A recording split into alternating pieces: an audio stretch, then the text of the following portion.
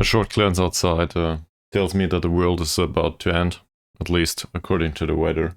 So might as well play some Football Manager, right?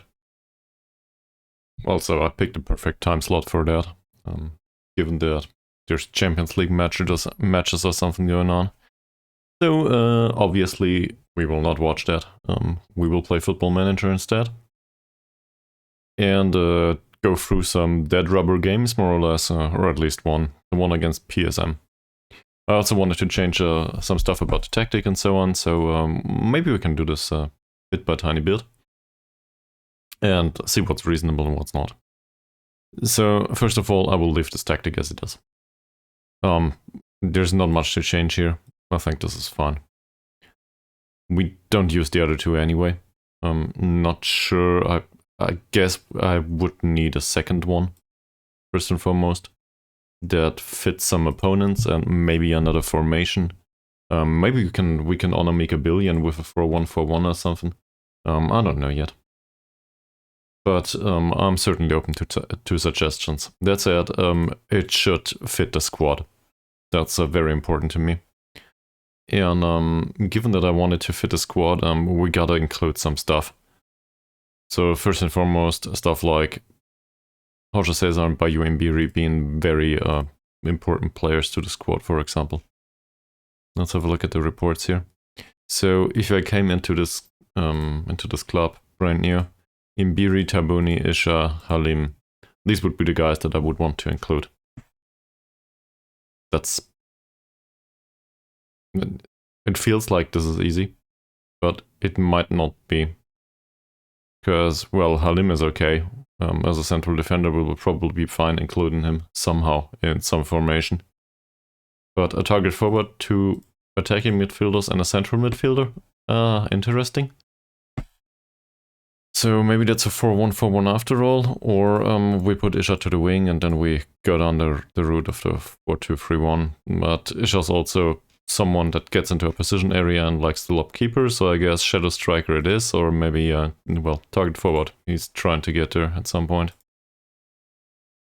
I also want to look at the skills for a second of these players. So in Mbiri's case, for example, he's not a great passer. That said, I guess in a more passing-focused system he would be fine, but the great benefit of Mbiri are the physicals. And in particular the mentals are decent too. For some sort of counter-attacking he works, as we've clearly shown. I think despite us losing the last match showed very well that we are good on the counter. Like, really good. If we can give some additional pace to the players somehow, we might just overrun everyone in Indonesia. And that's not shabby. So, going forward, I think this is something that should be included in most of the formations. Or at least it's a major strength of the club. We can also go through the attributes of the strongest players and see if there's a particular pattern that comes to mind. So in Tabuni's case, that's definitely the passing and the technique. He's perfectly fine passing the ball around all day. So yeah, no surprises here with a playmaker. Or the others though. Sugipto's passing is crap. There's no other way to say this. So for a passing-based system, he probably wouldn't work. He works fine with ours, for some reason, but he's not that great with it. Now we can probably see this in the stats. Well, 80-something% passes completed. He had some key passes, but overall for a midfielder, he's a very defensive option. Give me a second. God damn. Well, I don't know. Something's flying around outside. And it's dark.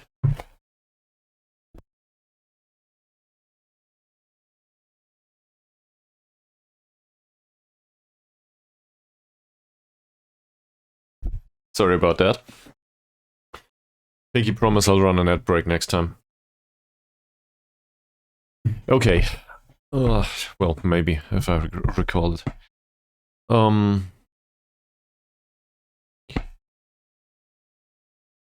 The other ones, Jorge Cesar is not a particular great passer either, but as a striker option, I think he would be fine with it. We talked about Mbiri already. The ones on the wing, Ferdiancia for some reason has decent passing, but the key word here is decent, it's not great. So it's not exactly his strength. And then there's, well, Morgan Moody. Yeah, no love lost for his technicals, with the exception of the technique itself. We have Isha. Isha's a decent passer, so a passing-based system somehow makes sense. And it certainly explains why the slightly shorter passing works for us, with the higher tempo. They're not bad at it. So we can stick with that. The thing now is, can we include that in some sort of formation that works differently than this defensive setup?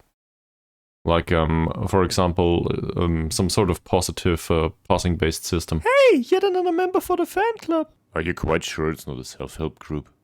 Sorry for the soundbite. I'm getting annoyed by it already. Well, in any case, welcome to the stream. Yeah, so what do I do with this? I don't know yet. But we could also use a more direct approach, maybe, for certain situations. And it feels like this is our standard system. Maybe we can use another system that is used to shut up shop, basically. Sure, try on the counter from time to time, but with a low block. And I don't know, maybe go cautious with this one. Because right now this is defensive and for some reason it works, but it's actually a very attacking system to a degree too.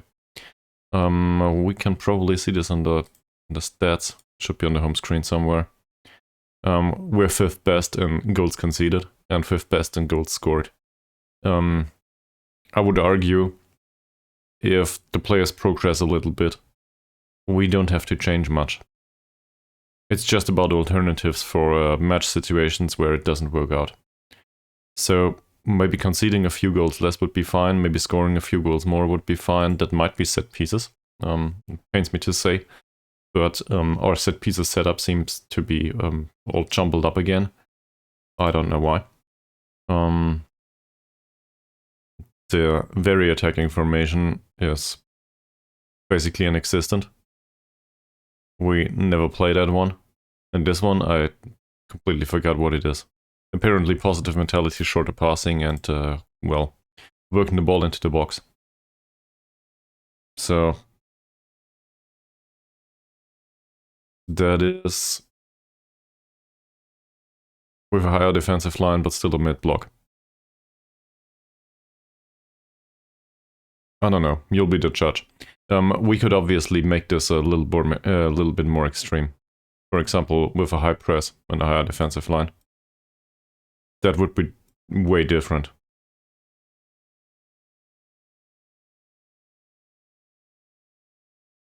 And it would make some sense to change, depending on how the match goes. So, I don't know yet, but that makes some sense to me. The very attacking formation, I'm not so sure if we need that one. Sure, there are situations where we want to go for goal, absolutely. But I don't know, it never worked so far.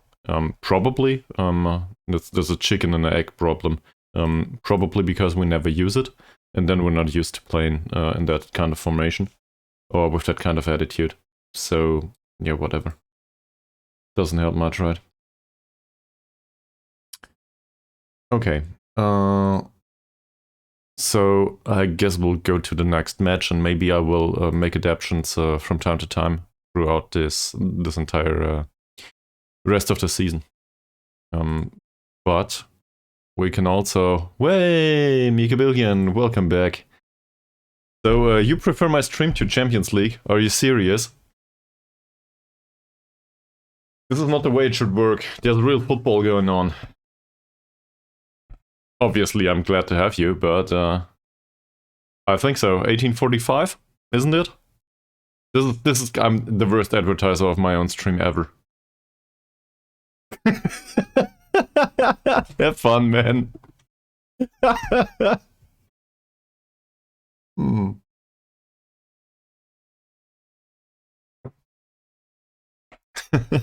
Well, I don't either. It's called football around here. Yeah, to be fair, I don't watch a lot of it either. I think I did a few matches recently with a friend, but yeah, not that much. I do watch the matches in Football Manager though, and well, spoiler alert, we lost the last match against Persipura this morning, like today, and well, we went up 2-0 against them within 4 minutes. That was really great, and then it all went downhill from there. Just because we were unable to convert our chances, we had the better chances. Just look at this. We had 19 shots and way better expected goals, and for some reason we didn't convert any of it.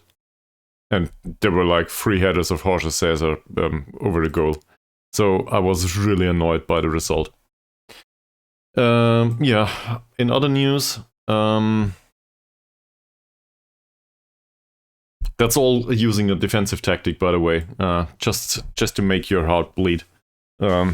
Because I know you at this point, at least so much I do. Well, but we are actually praised for our attacking football using a defensive tactic most of the time. So make of that what you will. Aris are out. What's new otherwise? We made it to the cup final. To the Indonesian Cup final, and we will play our local rivals that devastated us last time in the cup in 2 legs, which are the bigger club, have better finances, and the better players. Yeah. A cup final nets, I think, 69k. I don't think so, no. But I will have a look. There should be club history somewhere, right? Club info, history. We have won the cup at some point, yes. Well, that doesn't help. When was that? Should be in here somewhere, isn't it? Honors. Well, we won the Premier Division in 1999. We won the League 2 a few times. That's not good. We won the cup in 2027. That was whilst the game was simulated. Yeah, 2027. True. That's way easier. Doesn't matter much though. It's not long ago, yeah. The thing is, that was the season they got relegated to. So...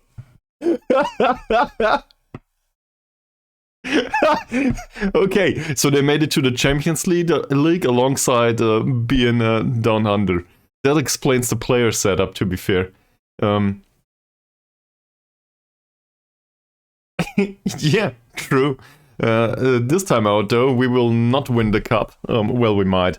But actually, I think financial reconsolidation has more or less been solved. So we are 106k in the red here. We will get about 70k for the cup, even if we lose. If we win, well, big money and stuff, right? So, assuming we lose, which I do, because, you know, that's the way you do things in finance, at least, if you want to be safe. Well, this is minus 30k, so basically nothing. And then there's this tiny teeny loan of 205k with another 30k in interest. That will be resolved by the competition prize. For the league, which should net us about 350k for remaining in the league. Yeah. But overall, I think we're in the black, actually. At least at the end of the season we are. Obviously, we can make it even better if we win. But overall, I'm okay. With the financial stuff.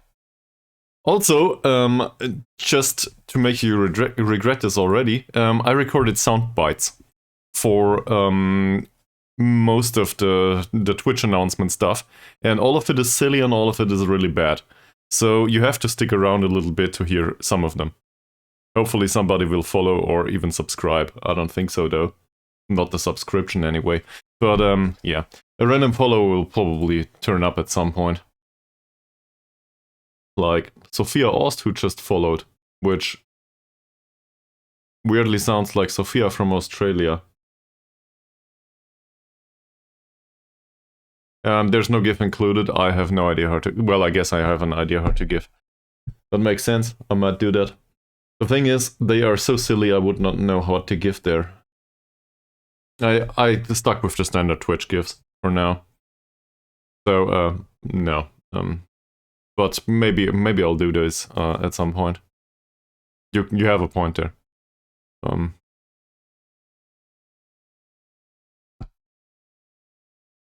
Now I feel stupid for not doing them.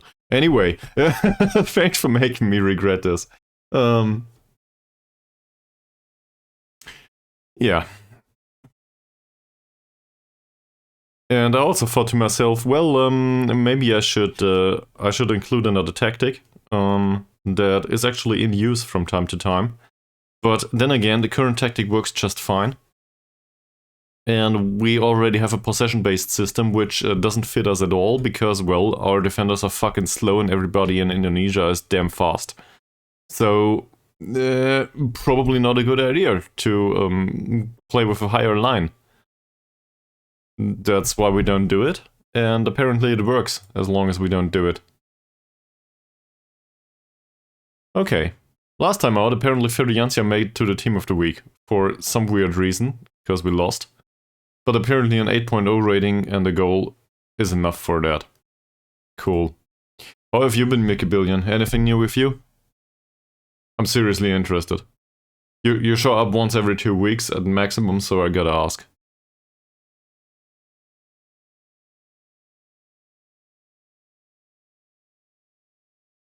Abidin doesn't develop at all, or more or less not.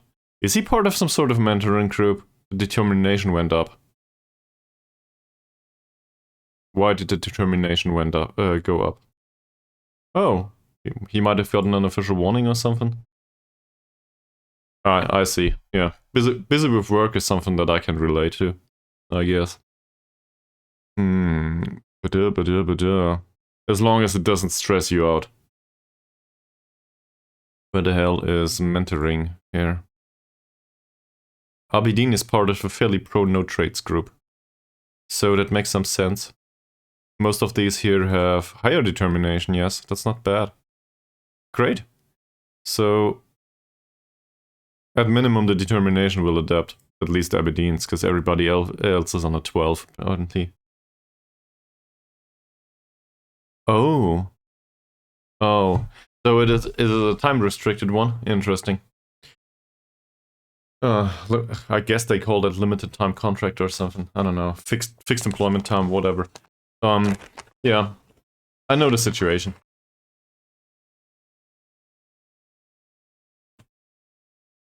I see. Yeah. I know that kind of system too, even though I never enjoyed it. It's kind of weird, right? You are, I don't know. Sometimes you wait until 4 weeks before the end of your contract, and then you will know if you if you will continue working for them or if your new employer is somewhere else.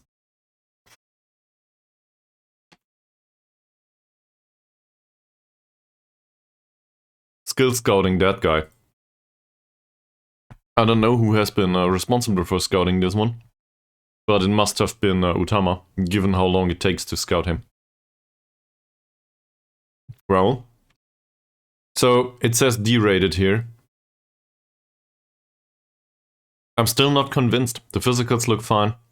Positioning is bad, that's true. Marking could be better, but it's not bad. Tackling is okay, work rate is okay. He could use some bravery, probably. Fuck that, I'm gonna offer an additional 85 euros to find out. It's okay.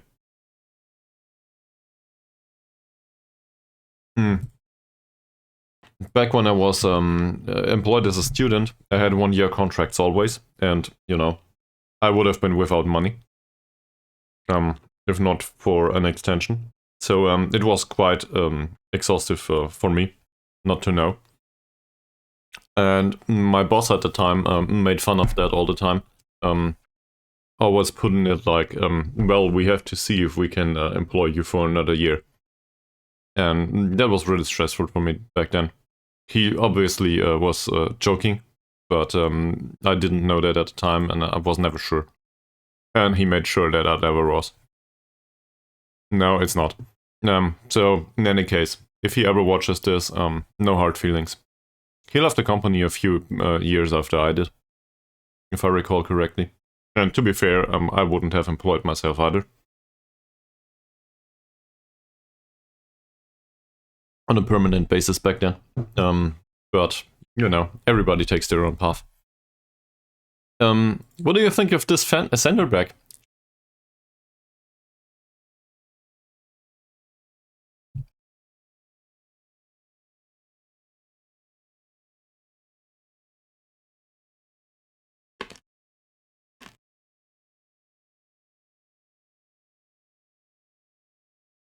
Yeah, well, pretty decent, hopefully. He's also level-headed, whilst being unambitious. Yes, it is. True. I wholeheartedly agree with that. Might also be able to play as a ball-winning midfielder from time to time. I'm actually hoping to make some money on him. Because he comes in for 150 per week. Still as a youngster. We put him on a long-term contract. With an optional extension and an automatic extension after playing 50 league games. The clauses are more or less fine, so I negotiated the wage down. This is all in this morning's stream. And I thought to myself, there's two possibilities. Either we slap him in the first team and just let him play from time to time, and he might change his personality throughout the season. He will not develop much, but doesn't matter. With more or less a 2-star player, we can play him from time to time. You know, Sukipto will go off at some point. I see. And the other alternative is to loan him out. And fuck his personality, we will just loan him out. But as a 19-year-old, I think he will probably do. He also comes from a first league team, Arema. So chances are there's some potential in him. I wouldn't know. But he's rated A- as a transfer. And we get him for free. So, yeah. Monetarily speaking, I think that would be okay. In particular, if we loan players out, more often than not, we get a loan fee for them. So, in his case, I think we would get one. The loan fees here are something like €1,000 a month, maybe. So, that's actually decent money.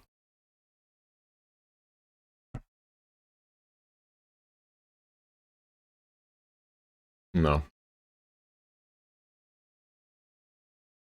I also switched from match preparation tactic training to overall training because I don't give a fuck about the results of these matches. Well, this one and the other ones. They're all utterly nonsense, these matches, because we play dead rubber matches in the league. We will not make it to the Champions League spots. There's a 12-point gap or something with 5 matches remaining, so not a chance. Also, we don't stand a chance against the teams up there. But I want to prepare for the cup match, and the preparation for that cup match basically comes in. Let's have additional attribute points.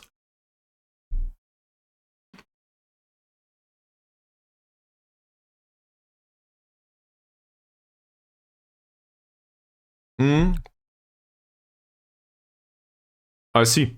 But it's not about them developing well. It's about making money on them. And that money is used to develop the rest well. They are just there to support.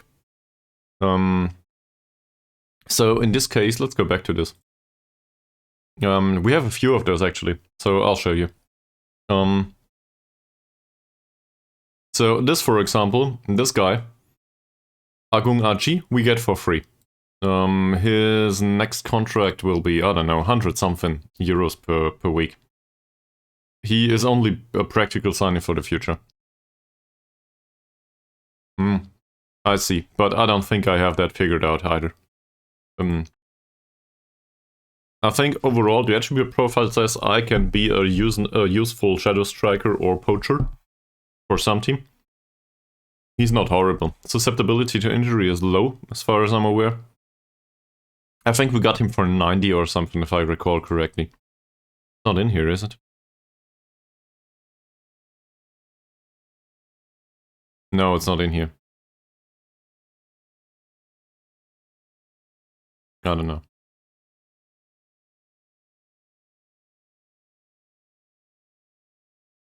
Yeah, what's that con again? He has low vision. That's a thing, yeah. But the argument goes like this: we can probably loan him out for 90 euros per week to somewhere. Then, well, if we can't, true. If we can't, we just slap him into a mentoring group to change his personality at least. He's balanced and media friendly, so he might be really bad, but who knows. And the same argument basically with most of the other players. Him, for example, I don't even know why we signed this guy.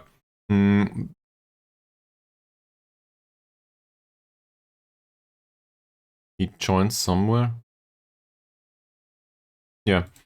In fact, we can allow him to come in on trial until he joins permanently and slap him in the under-21s. The under-21 matches are not... You know, doesn't matter. There's no league there. This guy is actually signing for the first team. No, don't you dare criticize me just yet. It's not about playing in the first team all the time, it's about being an option as a winger on the right wing. I'm not perfectly confident that he's the perfect signing, but I think we pay him like 275 and the rest is performance based. Also, his susceptibility to injury wasn't that high. Exactly. And for that money, he's good, probably, at doing the job. I don't know yet about the performances, but the attribute profile doesn't have that many holes in it. Also, with that flair on attack duty, he might stand a chance. Anticipation is a bit low. He might stand a chance as a winger on support. Most importantly, he's borderline capable of crossing the ball. And in the combination with Jorge Cesar and Vayan Isha, that will probably work. So that's quite a contrary to what we have available to us as wingers so far. So that's also why I signed a 25-year-old. I'm not in the mood of doing that usually. Yes, he's not perfect, but the passing's there. Technique is a bit low. Sure, he is not good at set pieces or something, right? But it doesn't matter much. As long as he does the job from time to time, I'm okay with him. Then, as a signing for the new season, well, Negro. You probably know Negro back from previously. He just comes in because he was cheap. Gotta be honest there. And we can use a backup playmaker. Our current backup playmakers are not that great. I wouldn't say he is. But whatever, he's 22, he can come in, and he's listed actually.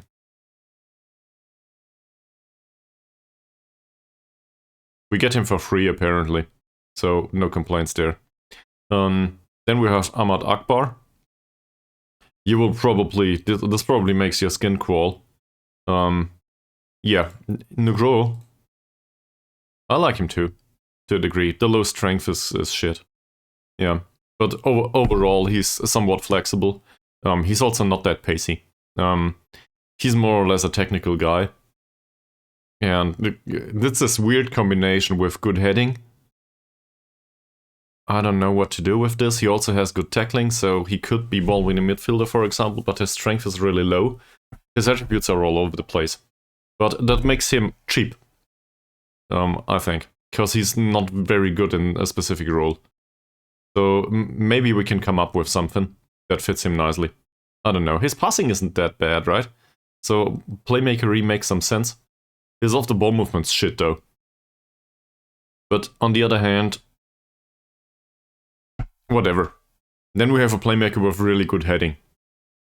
Disregard that. It is as it is. Yeah, where was I going? This one probably makes your skin crawl, but you know, I just couldn't help myself. And he's also volatile as media handling, so looking forward to treating that guy already.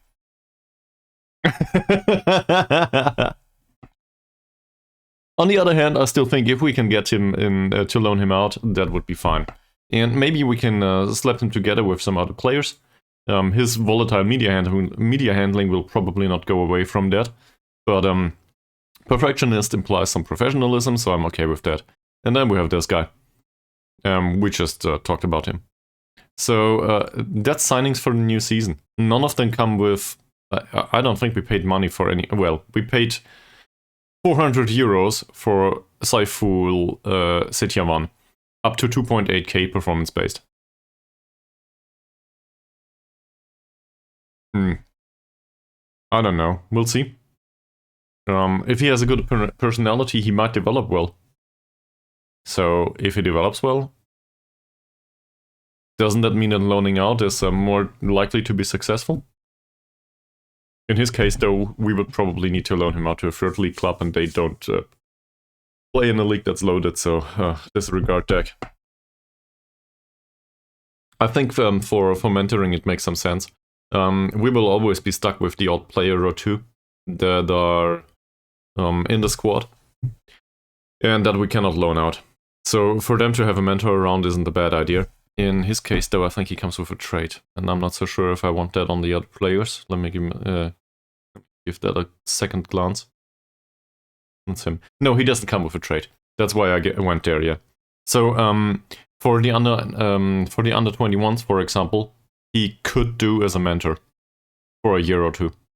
And we put him, I think, on a long-term contract too, because I still think he might develop. Like, nobody believes in him, but who am I to judge? Let's just have him for some time, and we don't pay him much anyway, like, I don't know, 90 euros or something maybe a bit more, but not much. I think perfectionists are somewhat expensive, if I recall correctly. Yeah. Is there any other news? Not really. Tomorrow we will play PSM Makassar, which are 15th right now. So I expect us to win this match. That said, expectations are rubbish, and we will need to find out. The performance in the last match wasn't a bad one, so I have no idea how to deal with this. Also, the general training works really well, I feel. Look at this. I will not complain about any of this. This is all fine. I will complain about him. He can go to the under 21s for now. Until he joins on a permanent basis. So, Imbiri's progression has been slightly positive, as you might see here. I guess we praise him week in, week out. And I think in the last match, 7.0 rating, 30 out of 31 passes, 2 chances created. I guess we praise his passing, even though we lost. Where is it? There. The whole text should disappear. It should just say pass. Passing plus. Whatever. I need another skin for this. Not a serious comment. I do not need another skin for this. Well, his training performance has been great too. As I obviously know, you're a big fan of Moody's. So it will make you very happy to hear that his performances have been okay recently. And he scored apparently in the last match, which I don't remember anymore, but he did. So we can praise his tackling last time out, or his goal scoring, doesn't matter. We'll go with the goal scoring. Thanks, Moody. Score another one, please. Simon Owen improved a little bit, apparently. Not necessarily where we want him to, but whatever. As long as he improves, I don't care. That's fine. Verdiancia's performances and training have been wonderful, so we congratulate on that. I think he also scored last time out, if I'm not mistaken. Yes, he did. 8.0 rating last time out, and the goal scoring. That's fine. Alright. What else? Arianto. Oh, I didn't expect that. That's news to me. Okay, so apparently we can praise him for the training. That's way overdue though. And his determination went... What's going on here?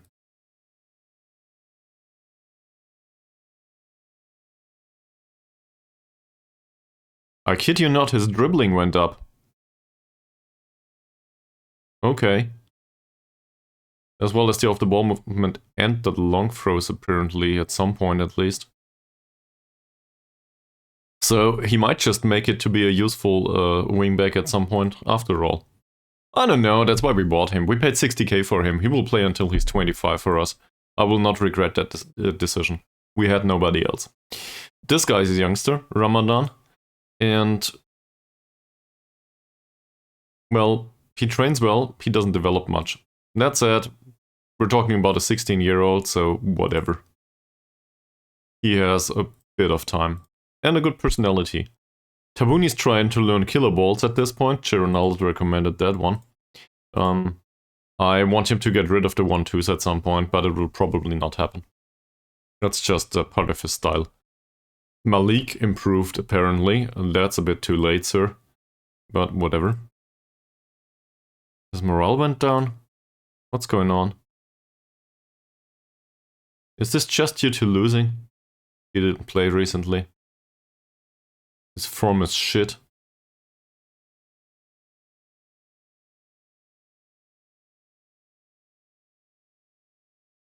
Iskandar is interesting to me. So obviously this is Imbiri's position, and then there's Isha, and then there's some space. Or a gap, until anyone comes around. He's not good, but he has free kick taking 10 and technique 12. His long shots aren't horrible either. I mean, that's not necessarily a good player, but it's something.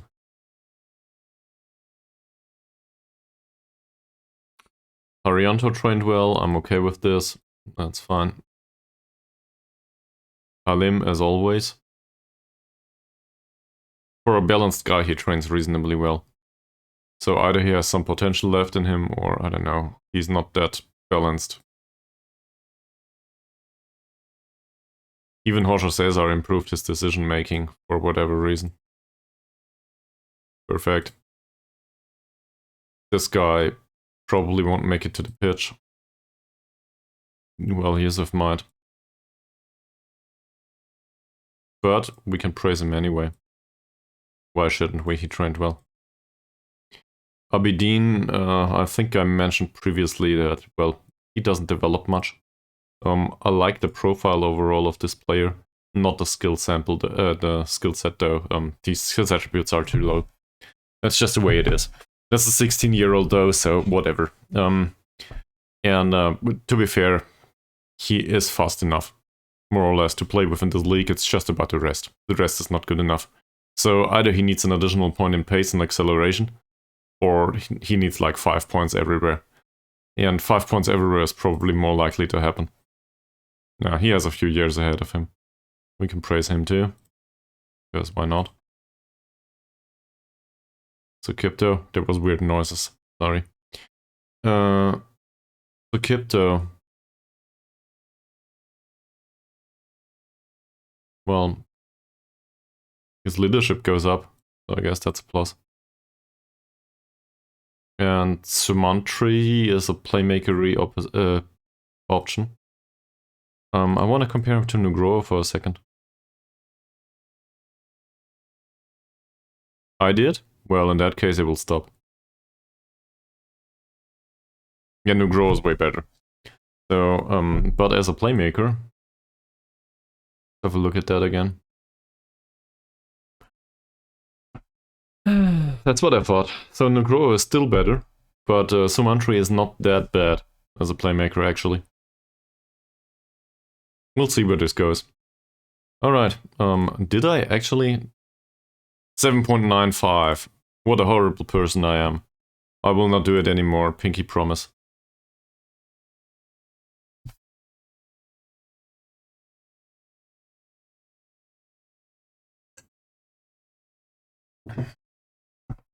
Alright.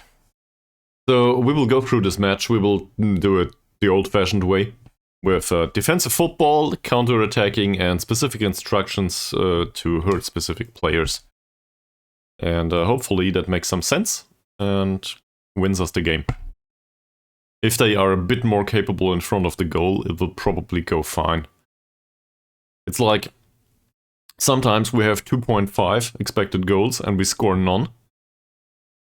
Or, I don't know, we score the first 2 chances that are really low grade, and afterwards we're entirely incapable of putting the ball into the back of the net for some reason.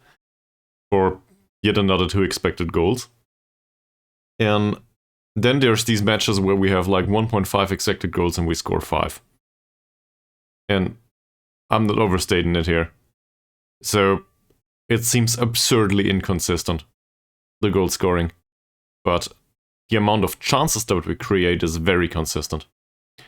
So I guess we just need to wait until it buffs out. Because that's something that comes with age and with consistency, doesn't it? And I don't want to vote for anyone. What's this? Player of the Year award. Can I vote for one of my own? Here! This is easy. Well, obviously we'll vote for Jorge Cesar, right? Fuck off. Who do I vote for?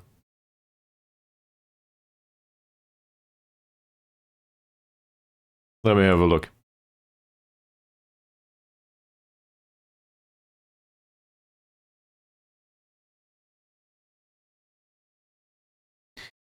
Exactly. So this is this guy? Because now I want that sender back. Well, let's hunt for bargains. Fucking expensive. Fucking expensive.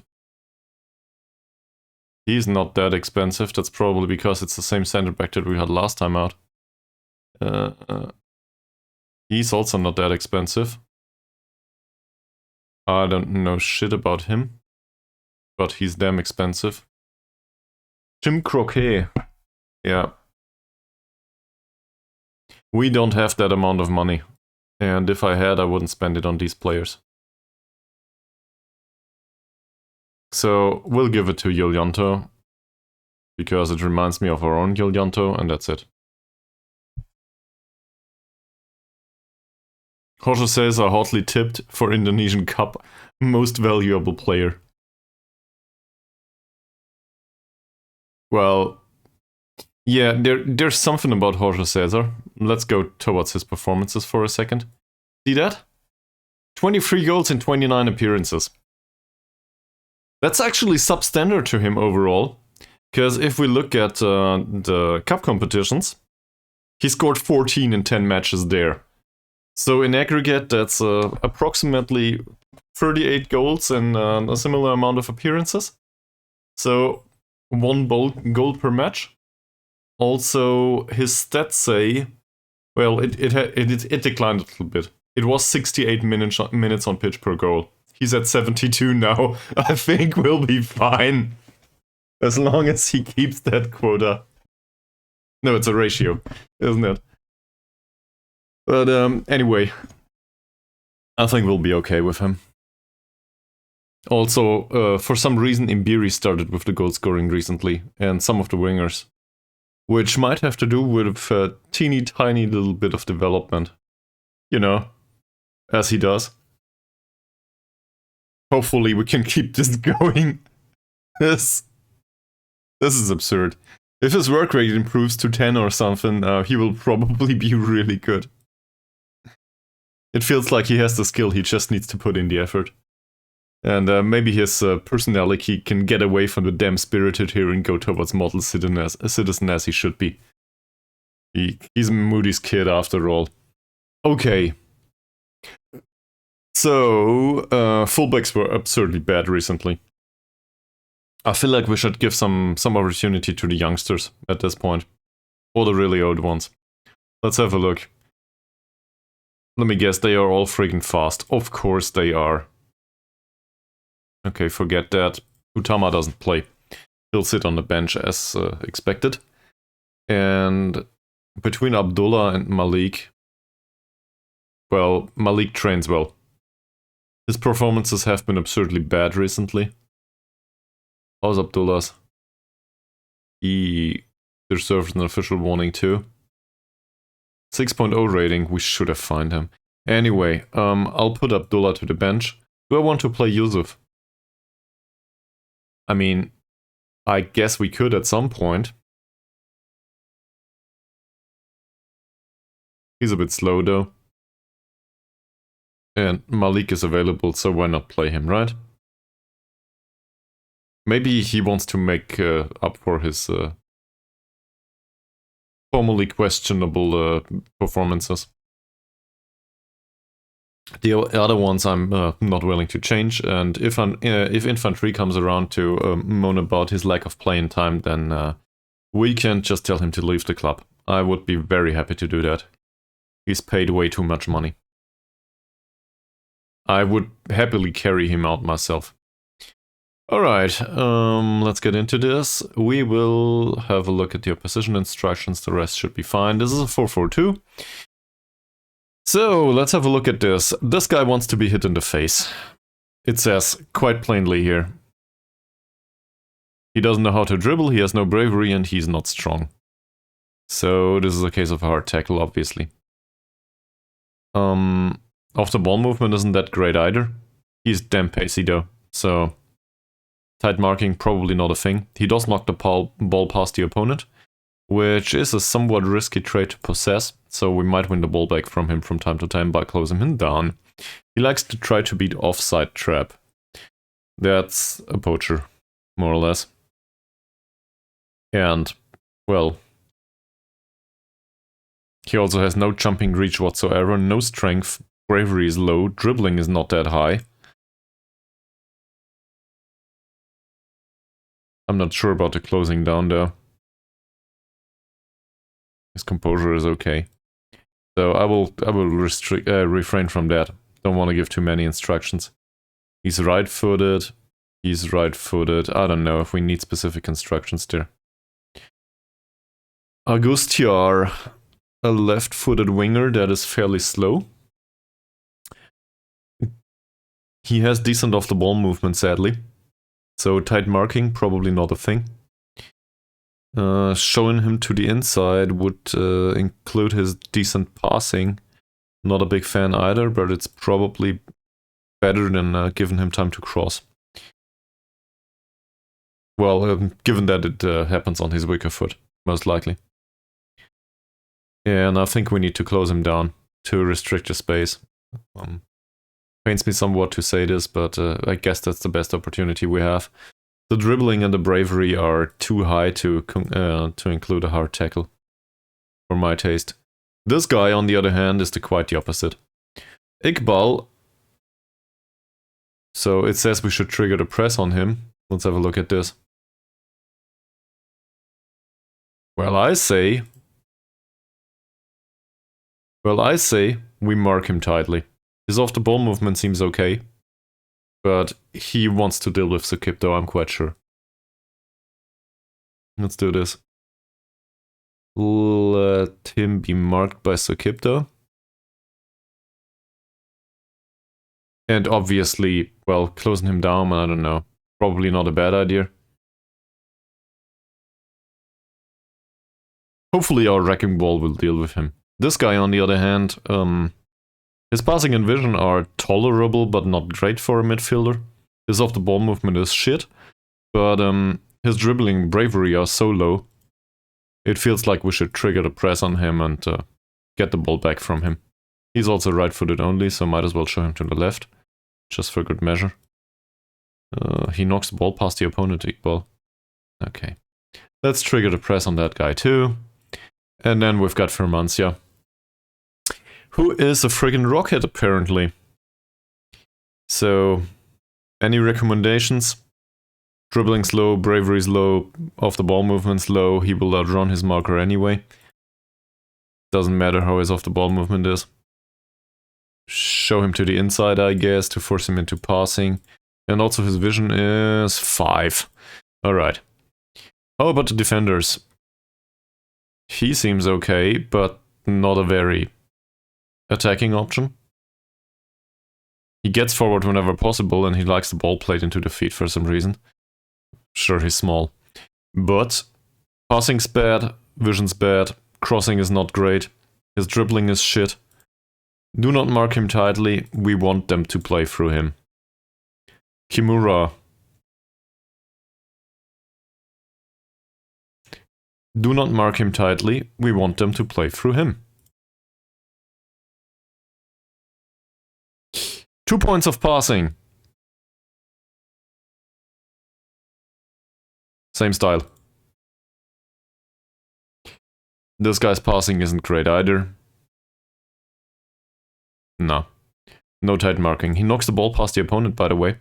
For a right defender, that might not be a good idea. He does stay back at all times, though. So, stays back and then he knocks the ball past the opponent. Good luck with that. So, he has a long way to go for that. He stays back at all times, and he gets forward whenever possible. So there might be some space behind both of them, actually. And this doesn't say anything to me. I have a hard time coming up with opposition instructions to goalkeepers. So if you've got ideas about that, let me know. Alright. Okay, I forgot about one thing. Roger Caesar is a beast to deal with.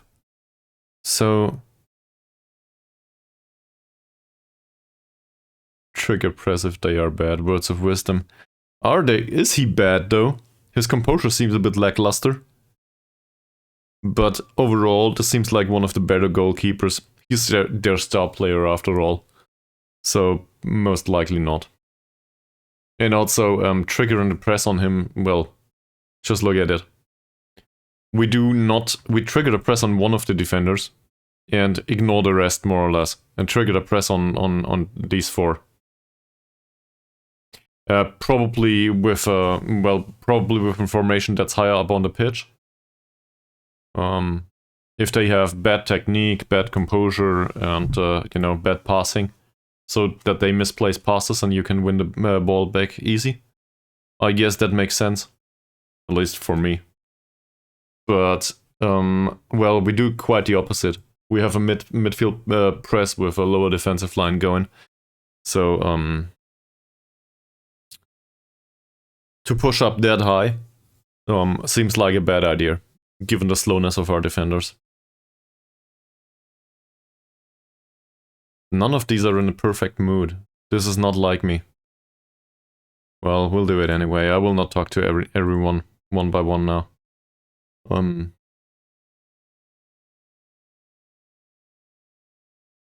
Let's see.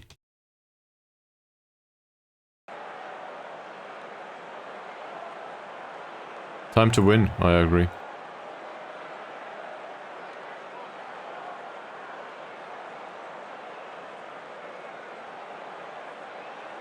I think I will raise expectations here, even though we lost last time out. I want us to win this. So Kipto is inspired, no one else is though. Alright guys. Do you need additional expectations? Probably not. Here you go, have some encouragement. Now we will go and do the damn tunnel interview again.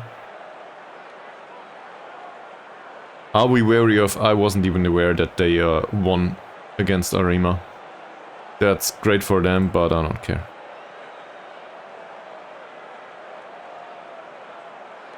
Are your intentions to attack from the off in this match? You know, our intentions actually are to shut up shop, and for some reason we still score goals. So, we'll go with that. The run of very disappointing results included a 5-0 and a 3-0. I'm not so sure if this is very disappointing. Also, the disappointing results were against really strong teams. These are number 1 in the league, I think, or number 2. Persipura is number 4 or 5, and Persip is number 6, if I'm not mistaken. So,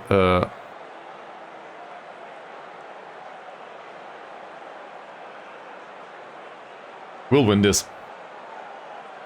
Easy. We'll get this done. I need chocolate for my nerves. Perfect. As it should be.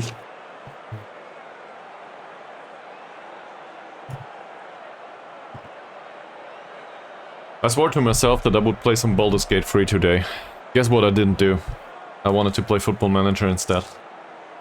I'm the worst role-playing game fan ever.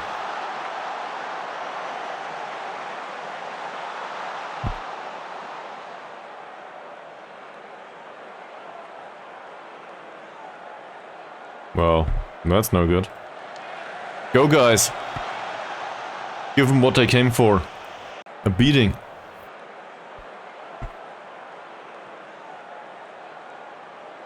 Oh. Let's have a look at that immediately. No, it's just the instruction to roll it out. But... Did I have a look at the central defenders? He's rubbish at jumping. His jumping skill is okay, but he's weak. So, seen from that perspective, it makes no sense at all to roll the ball out, distribute it towards a target man and be done with it. We don't need to hold possession. Possession is for losers, we need to score.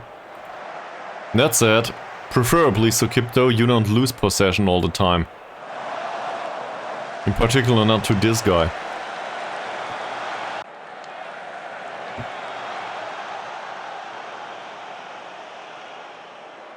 That should be a rubbish pass, and it is. Jorge Cesar picks up the ball. Please don't lose it. That's okay. Moody. Moody followed by 2.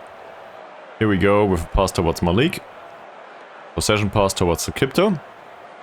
Tabuni. Yeah, that's someone that knows how to do a pass, and that's probably offside. Well, Moody. Apparently it was very close to being onside. Okay. No chances created whatsoever, but one of their players got a yellow card. What a pity. The central defender, that's even worse. Well, maybe we can capitalize on that in the future. For now, Halim wins the header, and that's the first shot towards target. Who would have hit the back of the net if not for this random person in goal. Firmancia, Sukipto intercepts. Verdiancia. Verdiancia with a nice long ball towards Jorge Cesar. It's offside! Seriously. Okay. I didn't expect that.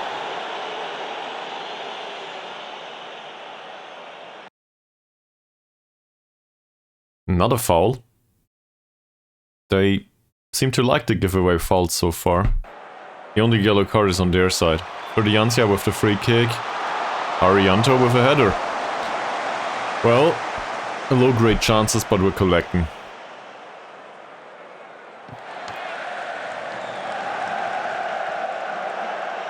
Halim for Moody. Finds Malik. Do some patient that's not patient passing.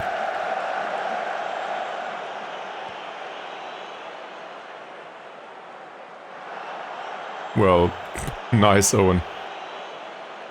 Glad you're here. Long ball towards Jorge Cesar. Will he win the header? Well, there's no header to be won. That's all fine. Tabuni.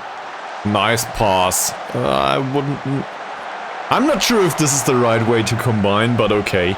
We'll take that shot by Sukipto, why not? And let's encourage the players again. There should be a break here. That's intercepted by Jorge Cesar. Doesn't help though. These balls should be bad. Most of the time. Come on, Mbiri, do something. That's not doing something, that's just clearing the ball. Well, he was pressed by 3, so whatever.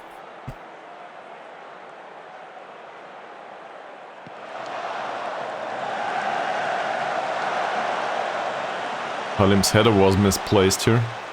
Come on, Moody, win back the ball. Bastian, his crossing should be bad. Not as bad as Halim's defending, though. And Owen got something to that, I think. That wasn't good. These errors in defense are have started to pop up with actual great team cohesion and stuff. So I don't know where this is coming from. Maybe they're getting lazy. Pepriancia, Iqbal.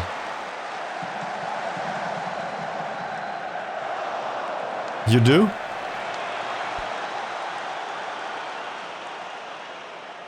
Well, let's hope it's on the right side.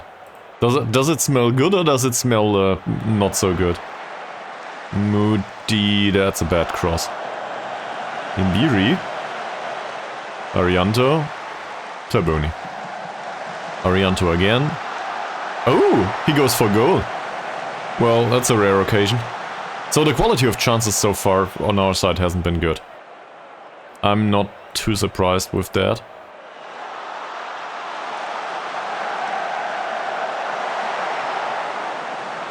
They have too much space for some reason. Maybe we should maybe we should try to close down the fullbacks. That should be offside. It is.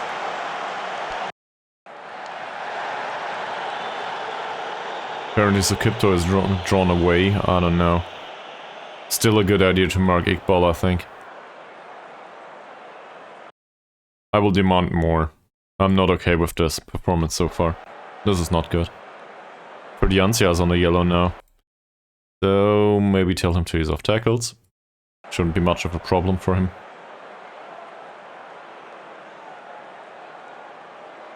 I don't know where this cross is coming from. They are not instructed to cross earlier. Well, actually I think he is. As a wingback on defend duty. Defensive performance is okay, and now game's interrupted again with damn offside situation. Why Harianto? I mean, I guess it works. Sukipto evades that. Okay, that's fine. That was close though. Malik's ball is great. Imbiri. Ah! The goalkeeper saves that one. I thought it was a penalty maybe. After seeing the run there. Imbiri was getting really slow for a second.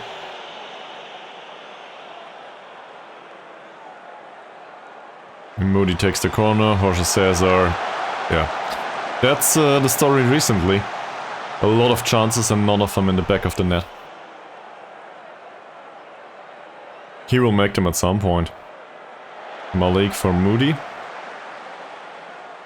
Moody loses the ball. Kavor. Augustiar. Kimura. His passing should be like 2 points. That works. And Ferdiancia loses the ball. Oh man!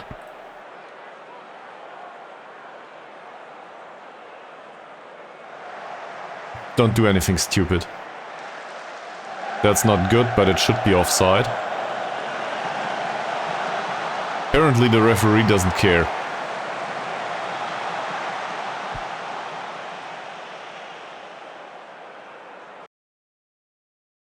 They are all composed somehow.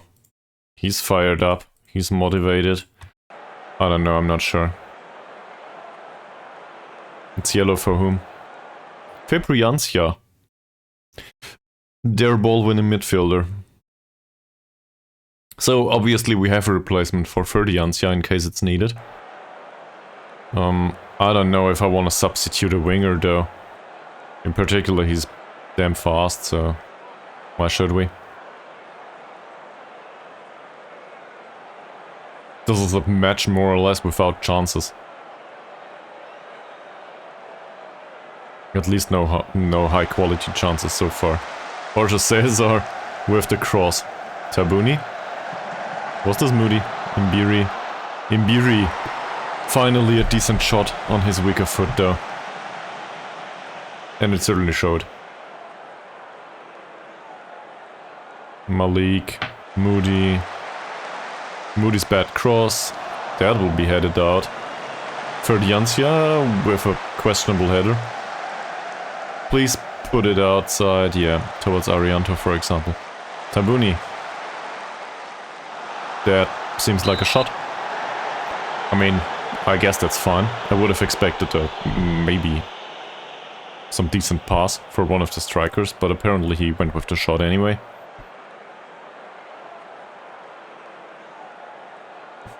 Malik, come on. Malik's corner. Without any success. Kurdiancia wins this duel. Imbiri, Harianto, great technique by the way by Imbiri. Alim. Back to Sukipto. To the outside for Malik. Sukipto again. Sukipto's ball's not bad. Kurdiancia wins the header. Not the second time though. So what would we say about this? It's not good enough.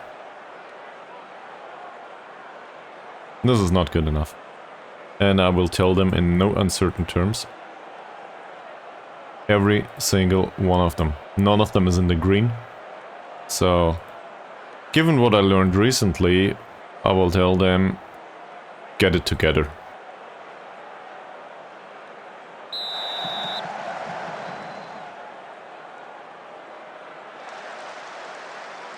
But maybe a little bit motivation helps. Imbiri's dribble is fine. Moody... That's not bad either. Might be offside.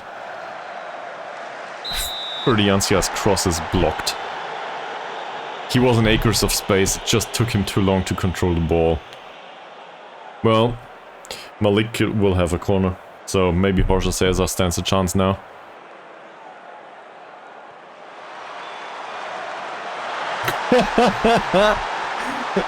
You smelled that like half an hour ago, but it's still there. And Jorge Cesar makes it to the back of the net yet again. You know, his 72 minutes were over, I guess. So yeah, we got that. Now he's just missing 2 goals to make up for the lapses recently that reduced his own standard. That will not do in the future. But this is part of our regular goal scoring, I think. Jorge Cesar after corners. That's how it works around here. I think against 3 this time out. And they just don't know how to defend against this. Come on, no. Ouch. That's fine. Didn't expect that to work, but okay. And that should be offside. Way offside. Yes, it is. Okay. At least we got that. Malik with a throw in for Imbiri. Malik again with a cross. Kurdiancia with the header. Well, that would have been a goal. A header by Kurdiancia. And yet another one of theirs gets a yellow card. Within our team, Jorge Cesar looks a bit tired. Emphasis on a bit, so I will keep him on. That's somewhat dangerous, but should be routine for Owen, and at least he makes it look like it is.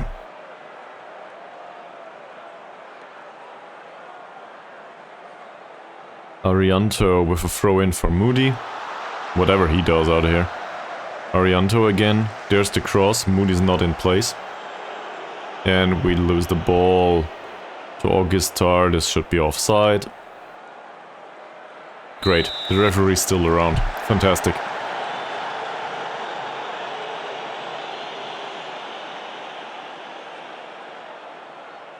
This is ugly, by the way. We don't create many chances. I don't like this. On the other hand, neither do they. So obviously we shut their attacking department down more or less. That's not bad.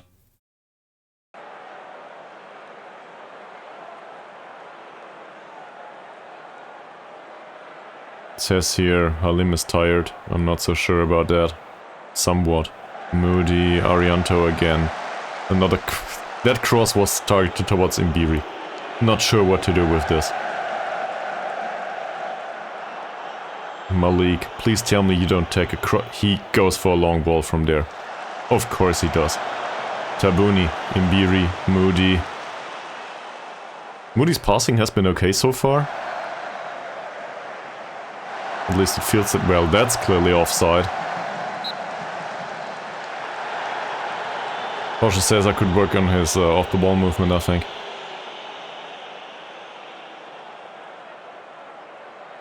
Alright, 67 minutes into the match. Jorge Cesar seems a bit tired. Well, the other ones will probably follow suit. So I guess it's Isha time. Come on, Isha. There will be another corner, maybe. You can have a header towards target too.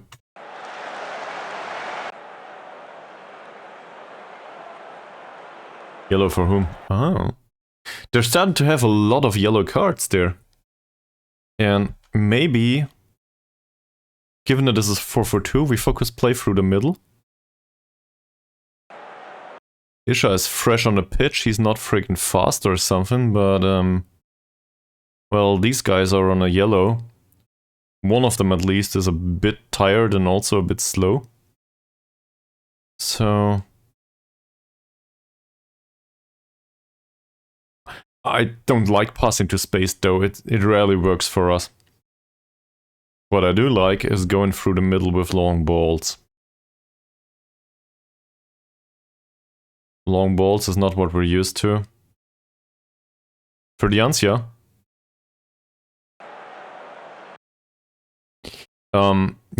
Yeah, well, performance isn't good. But I think like we should probably sub Halim instead. And Ferdiancia seems okay from a condition perspective. And he had some chances. I have one more I have two more subs. So I think Halim is one that needs to be subbed anyway.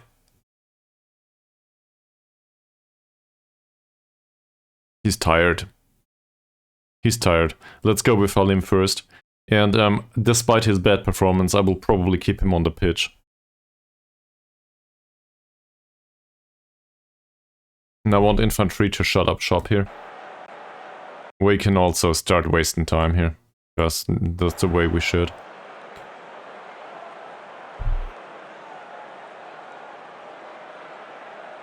They made a substitution. In fact, they made two. Let's have a look. They subbed off two guys on yellows. Brought on a central defender, that seems reasonable.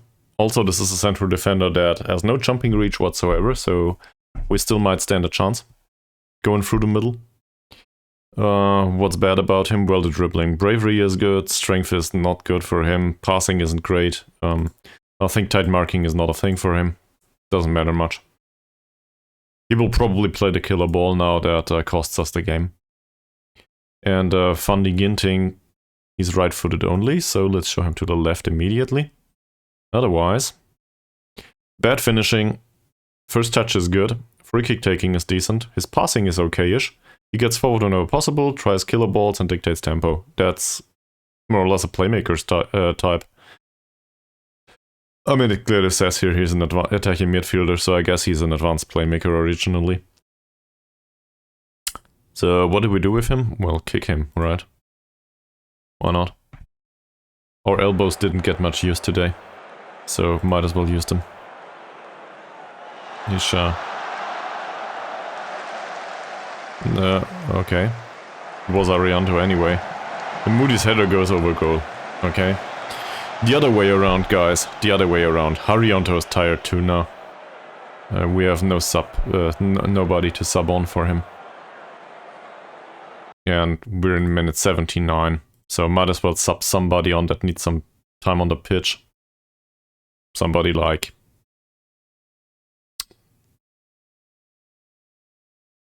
probably Zico. On the other hand, we might as well bring Utama. But we don't need Utama. Not his creativity and certainly not his lack of pace. We don't need to play Abdullah this time out, Malik can have the time on the pitch. Abdullah can rock this one out, I think. Ramadan would be the choice for Tabuni. Tabuni is fine. Zico, on the other hand, needs time on the pitch. And he scored last time out, to be fair, so... Get out there. Defend it well or whatever. Score a second. Doesn't matter much. Imbiri's tired now, but, well... Most of them would be. Tabuni, will we have a long killer ball? Apparently not. Infantry, Malik again. Infantry. Sukipto. Malik. This seems like wasting time to me. Hopefully it goes well for us. Infantry, Malik, Sukipto. Infantry again. And there's the typical long infantry ball towards Zico, who doesn't win the header, neither does Bastian. Cuts back inside. Sukipto? What's this? Pass towards Tabuni. Sukipto again. Okay. This is all there is to it. The perfect pass. I see Mikabillion grinding his teeth. Ferdiancia. Come on, man. 6.2 rating, do something. Nice cross, Isha, and it's over. Chance created. Counts. Made it to 6.3 rating and 6.4 maybe. I think we can praise him now. Just don't lose this match. In the end, one goal is enough. That's... okay. It's offside even. Perfect. Well, we weren't at our best today, but so far it looks good. And it seems somewhat deserved. Ferdiancia will take the free kick. Nice. Harianto. Nah. Their best guy is the keeper, isn't it?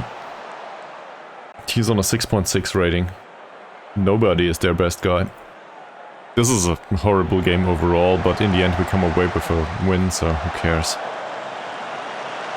Ferdiancia won the header. Can somebody close him down, please? This Fabriancia.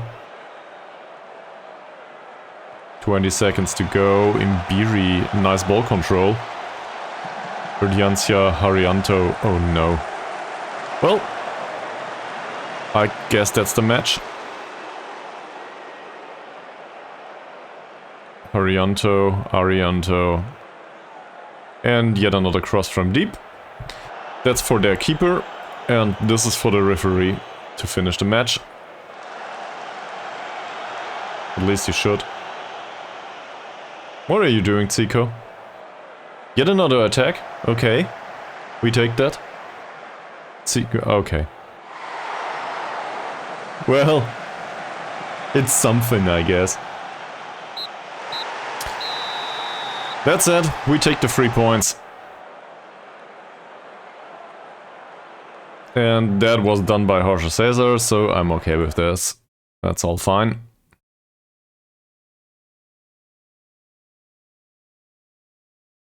It's always good to get a result when not playing as well as we know we can. Yeah.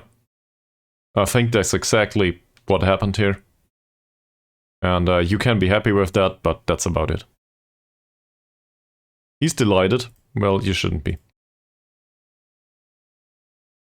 Your performance wasn't any good. And in fact, we will probably tell the others too. Their performances have been bad too.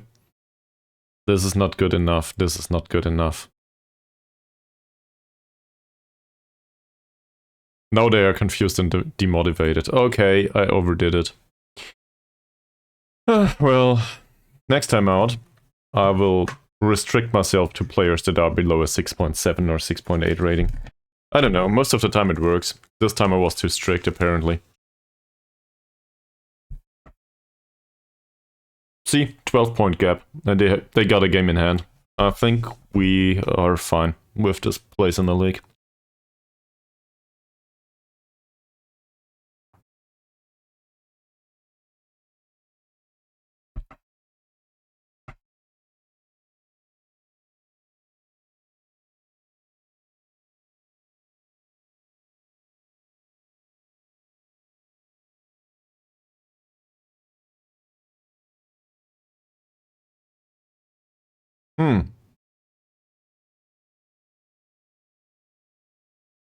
Abdullah has apologized for his performance. Well, in the match prior to that one.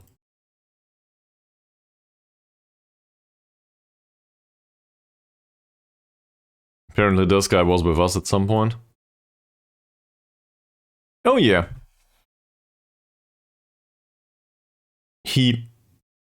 Oh, that's funny. That's the one that departed from PSIS Senarang to the other club. Then we got the club, got PSIS promoted anyway after he departed. And now he's stuck with them and going down with them. Whilst we remain in the first league. This is perfect. And Jorge Cesar will get another 925 euros if he scores another goal. I don't care. Give him the money. He deserves that.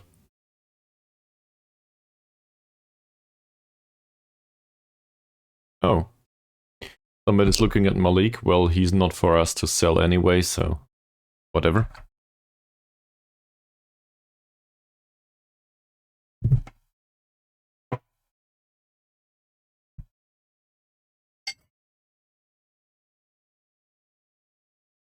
Come on, there's some water in this thing.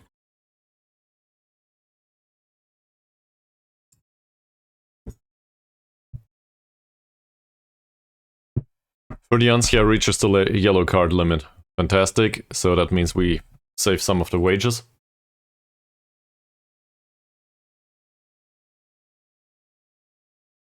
He can think about his bad behavior, and we can play Isha a bit more. Or somebody else. One of the youngsters, maybe. That said, there's a teeny tiny little gap of a whole week. So there's a lot of training coming up. And afterwards we play Bali United, which will absolutely mop the floor with us, so doesn't matter much. Whatever we do in training, it will not help.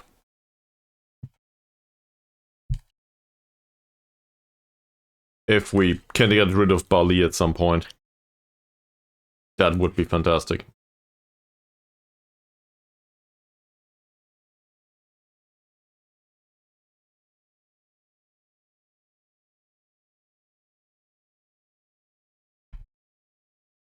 Hamstring, knee ligament, and Achilles injuries can affect a player's pace and acceleration.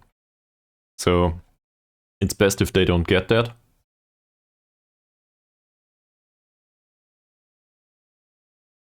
Karif is on international duty. With the under 21s, I think. Maybe under 18s, who knows. Also, I don't know, Mikabillion, if you watched one of the VODs recently, but the hierarchy has slightly improved. There's a few quirks in there that I'm not very fond of, like infantry being back to being a team leader for some reason. And, well, I can understand why Jorge Cesar is up here, but that's not necessarily the concept. On the other hand, I'm more or less okay with this. And we will just keep the players as long as their performances are okay, and as long as they have good personality, and get rid of some of the rest. So this should sort itself out over time. Let's not press on with it too much. So who's available for the left? I guess Ari could make a comeback in 2 weeks.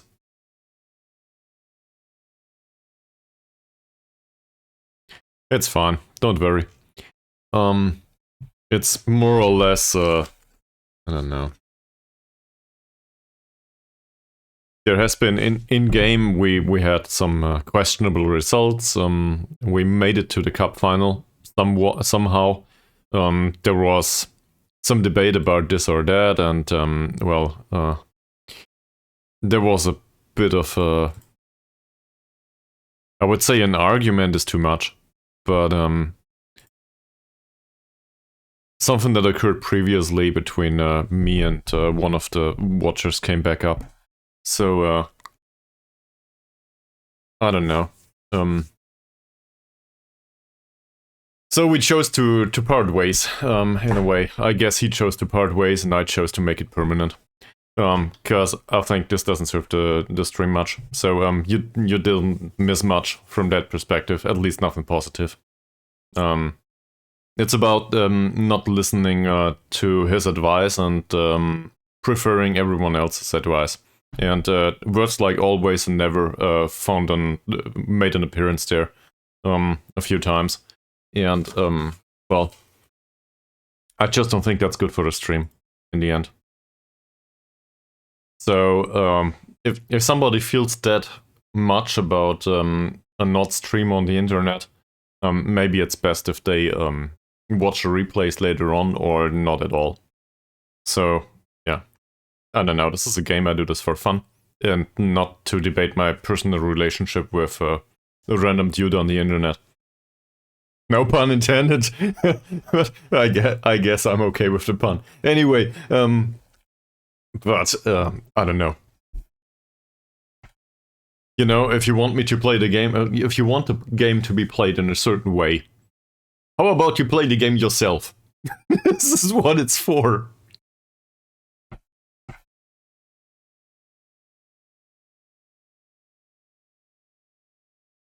Pronomo.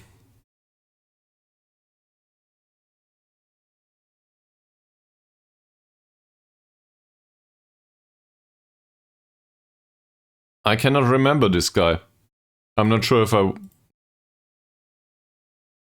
I guess the one-on-ones are bad. This feels like Simon Owen all over again, isn't it? Yeah, doesn't it? Well, go away. We have goalkeepers now. We don't need one. Training schedule. Yeah. No, I did training schedules, as you can clearly see. Yeah, well, it's also the other way around. I'm happy to debate, for example, tactical decisions, but in the heat of the game. So either I watch the full 80 minutes or however long it takes to watch a full game, then I will certainly pick up on this or that. And it's quite normal, I guess, that one of the watchers, or, well, anyone really, will pick up on stuff that I will not. So to have people advise me on that is great. I enjoyed it very much. The thing is, I need reasoning for most of it, and most of it is not as simple as it sometimes is phrased. So in this particular occasion, I don't want to misrepresent him now. So what I picked up from it is passing into space might work with slow defenders, even in particular if they're exhausted. And, well, longer passing and passing into space behind two fullbacks or wingbacks that are roaming forward seems like a good idea. So far, so good. I agree with this. The problem is, so say we have the squad. Where the hell is Ferdiancia? Here. So he cannot play in the next match, doesn't matter much. Tactical familiarity for this is perfect, right? Passing style is slightly shorter passing. That doesn't exactly fit a counter-attacking style. We had some success with it, and it works reasonably well for us. That's due to the decent technique in the squad. They're okay with it. So this is some sort of combining the counter-attack, I don't know, Arsenal style, whatever. I cannot think of a specific club. I guess Arsenal did this in a way, at some point. With fluid counter-attacks. I'm okay with this. It's not the long ball pass into space style. Why is that? Well, his anticipation is okayish and the off-the-ball movement too. His anticipation is okayish and the off-the-ball movement too. He's slow though. So, that's not... well, he's not slow, but he's not fast. Moody is fast, but his anticipation is rubbish. And Ferdiancia, whilst being fast, his anticipation is nothing to call home about either. We also have really bad passes throughout most of the squad, with the exception of Dicky Tabuni. So what happens is we have long balls played by these four, him, and the other player, who don't know how to play a pass, other than a short pass. And they get played all over the place. And then half of the players up here don't know how to pick up on that. Because they don't anticipate it. So what happens is it did nothing. And I'm not mad about this, but I realized that for this squad it doesn't work. So sometimes I think it's best if you know about the strengths and the weaknesses of your own squad too. And in this case, I just don't have the confidence in passing to space, for example, and longer balls. And that is a composite of they are not used to it and they are no good at it. From my perspective. Might work if we change the tactic and train them in it for half a year or something. Then it might work. But yeah. So it's not like they are horrible with it though. It's a gray zone. And in this gray zone, I prefer to remain where the squad feels comfortable. And basically, that was the core of the argument, I think. And well, maybe I didn't explain very well, like I did now. But on the other hand, I think I explained this like 1,000 times. That sometimes I do not agree with whatever. Maybe I do not agree with playing a 4-1-4-1 on overload all the time. Maybe I don't. Might work very well for somebody else, and I definitely respect it. Yeah, but I play defensive football in Football Manager. Who loves that anyway? So, don't know. That's probably a fragment of playing smaller clubs all the time. It works fine for me. Also, for some reason, I look at club finance. Nobody does that. Well, some people might, but most people don't. It will buff itself out if you play enough. Let's just spend that money. So, yeah. I think that is more or less what this all was about.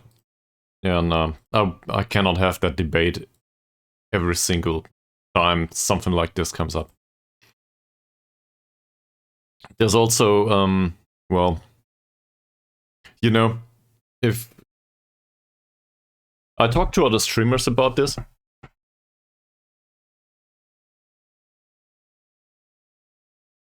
Yeah, I guess. Yeah. It makes sense. If you abandon the save anyway, if things go bad, what do you care, right?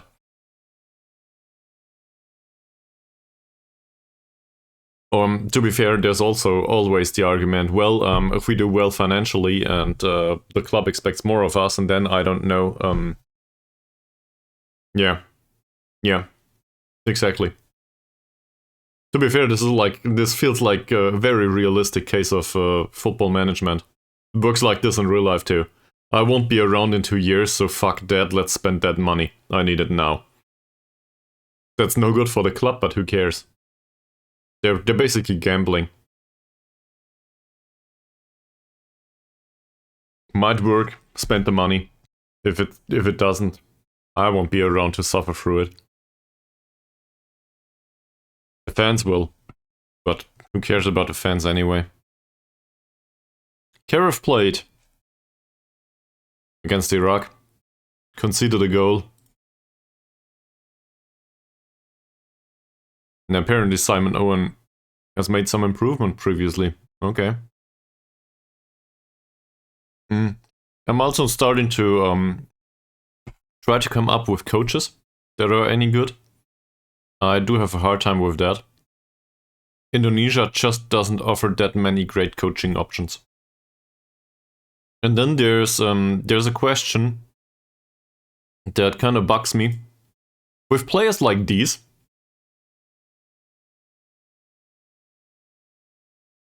that are still on a 300 per week contract,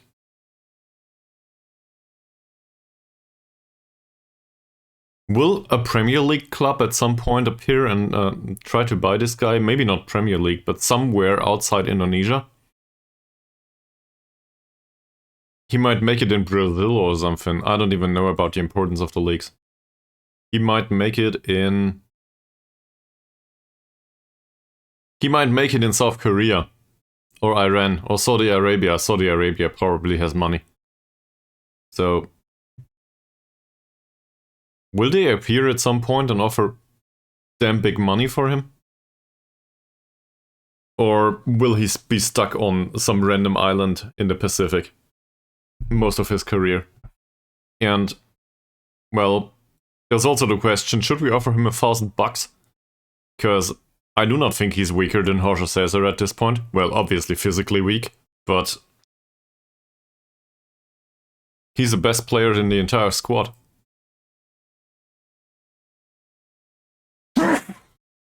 Sorry. So, even though his contract runs till 33, thank you very much. Would you try to extend his contract?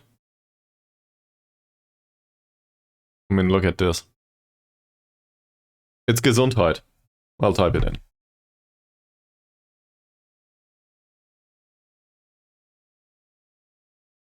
Yeah, something like this. Health.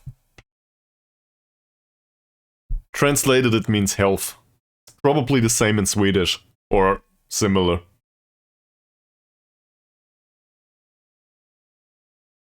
Or it is very different. Languages are weird that way. Prosit. Prosit, in our case, so Prosit in German is for drinking. Like if you drink alcohol. It's basically Prosit, or alternatively, Prost.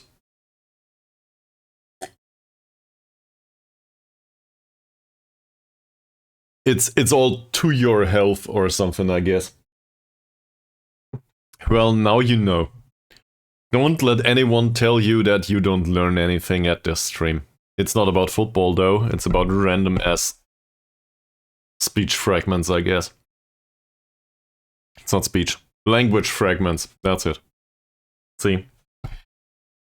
I'm no good at this. Okay, now seriously though, would you extend his contract? Probably. How much are we willing to pay? Everything. Maybe. We'll talk to the agent.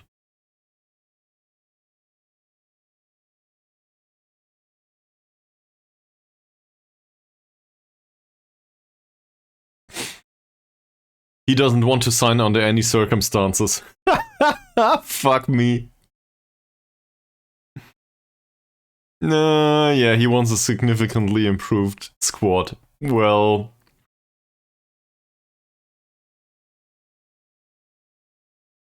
I mean... what would that imply? Nah. In Indonesia, that's really hard. Let's have a look at the scouting for a second.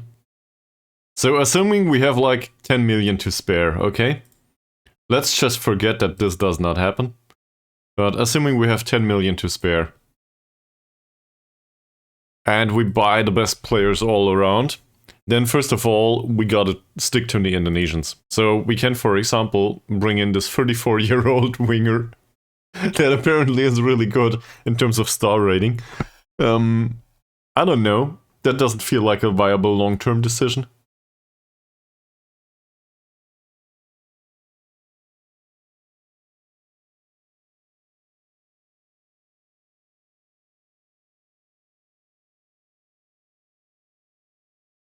Yeah, maybe. Nicolas Gonzalez. That's not the one I am used to from Stuttgart. Not the former Stuttgart player, definitely. But yeah, there's a lot of players outside Indonesia that seem reasonable here. So maybe that's not the worst idea.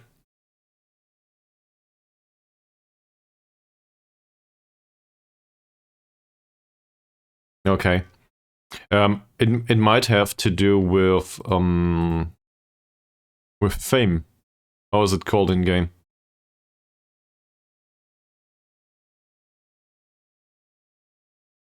Oh, here, reputation. It might have to do with reputation in the end. Because if there's a lot of reputable player, maybe he thinks they are good. Just a guess. I don't know. Might be completely wrong.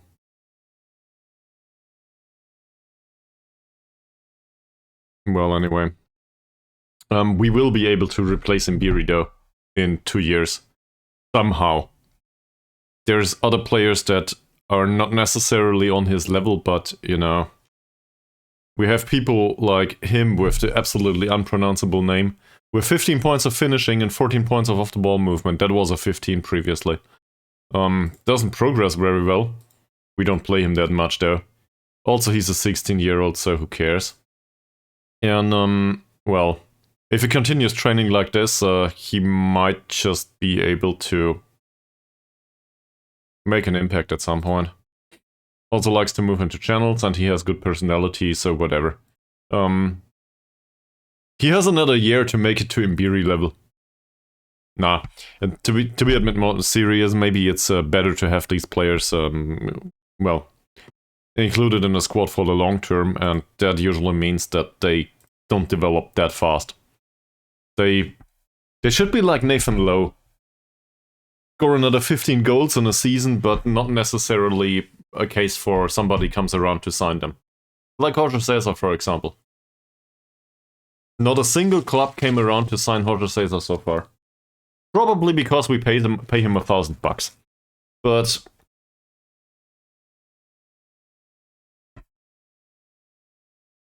I mean, that's weird. That's a living wage in Europe to earn €1,000 a week. So I guess he can live from that in Indonesia after all. I don't know. What's the average wage in Indonesia?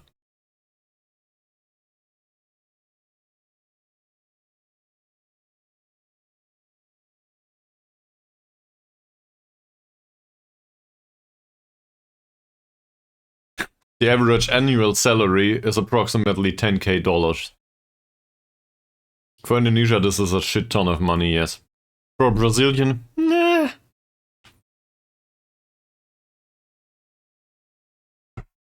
10,000 euros per year. No, dollars. Sorry, it's dollars, not euros. So what's that in euros? 11, 12? I don't know.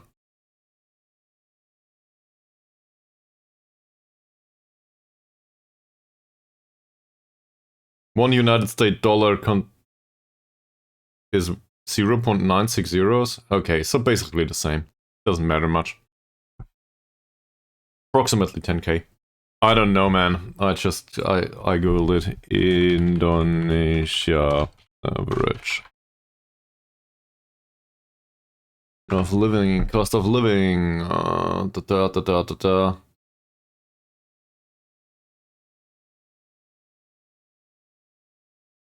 It's all in rupiahs, of course. Okay, how much is that in dollars? Change the currency.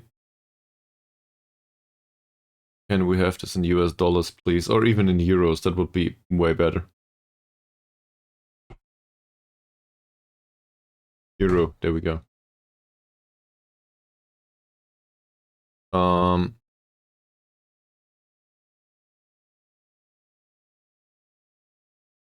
There's no aggregate here.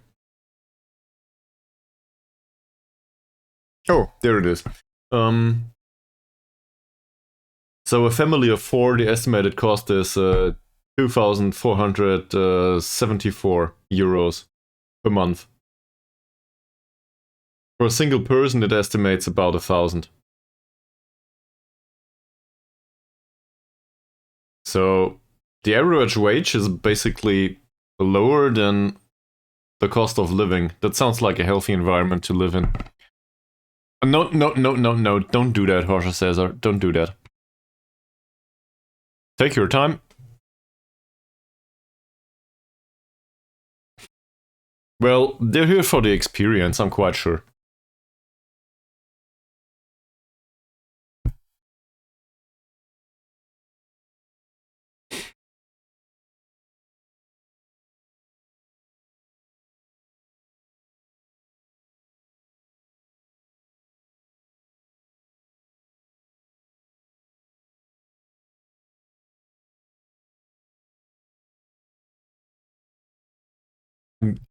Does he though? Also, he's 31, 32, 30 something. So obviously way too old. I don't know what that says about me. But anyway, so for a footballer, he's basically at the peak. He's very close to decline. Jorge Cesar. It is, yes. And to be fair, we pay him for performances and he does perform. Tell me again, why is this a D-level signing?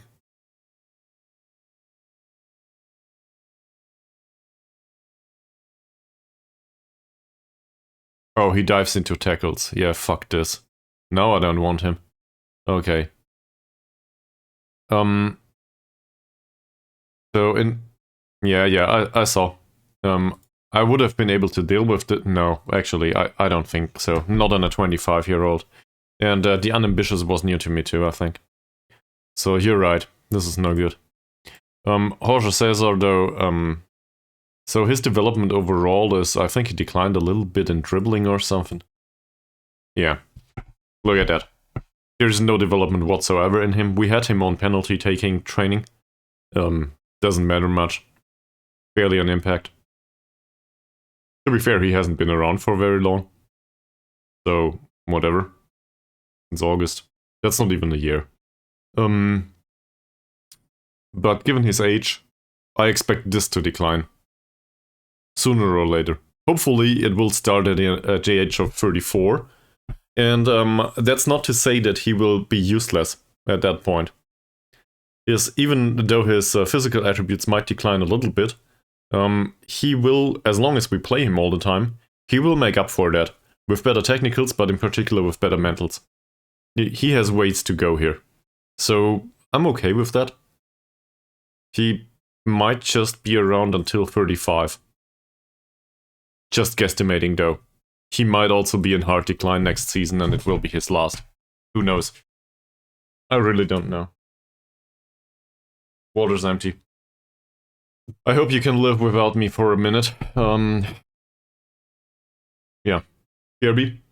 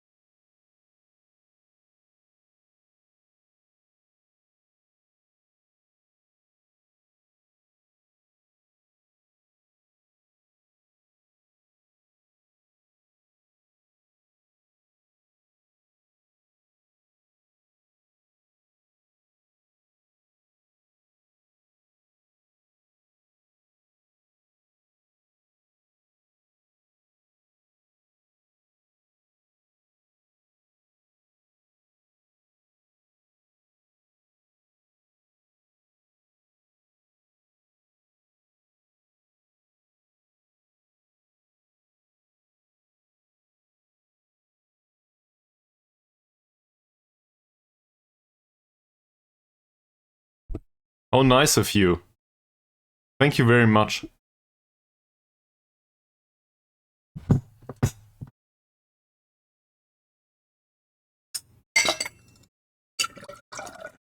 This would be the perfect time to be quiet on stream for a whole hour, but you would probably not stick around. Also, I would need to chat about whatever this is, so Hayden might be happy about that, but nobody else. Nah, I'm glad you're around, man. Hopefully your ears will not start bleeding all of a sudden.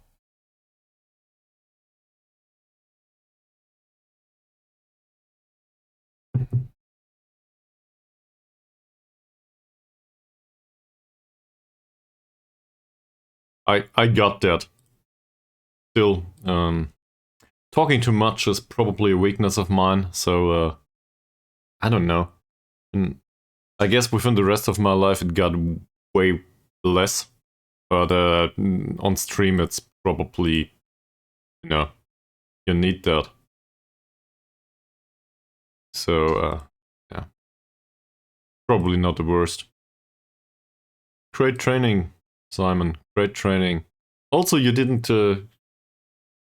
concede last time out. 7.5 rating. Not bad. And how's Arianto? Is this the progression from last time? Or did he progress even more? No, this is the one from last time, right? Off the ball movement could do with some improvement. The problem with his off the ball movement, though, is his off the ball movement would train decisions and anticipation alongside it. And I cannot stand it. We don't need that. So, seen from that perspective, this is why he doesn't have particular training other than his long throws. Because, well, the rest will need to buff itself out. But overall, how was the weekend training so far?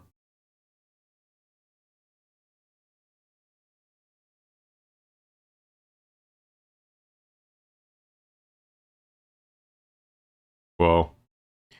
Tabuni could do with some general attribute points that are not related to his role, actually. Just getting him a bit stronger overall.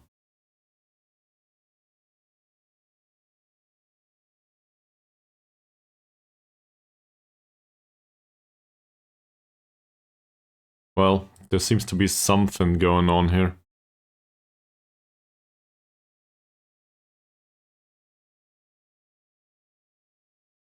How much are training facilities?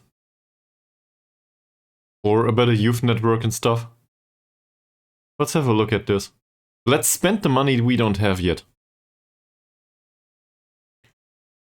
So, we have adequate corporate facilities, poor training facilities, and below average youth facilities. So I guess it begs the question, how much is better training facilities here? How much does it cost? From poor to something. Do you know? There should be a list somewhere. I think I found a list at some point somewhere. Let me have a look.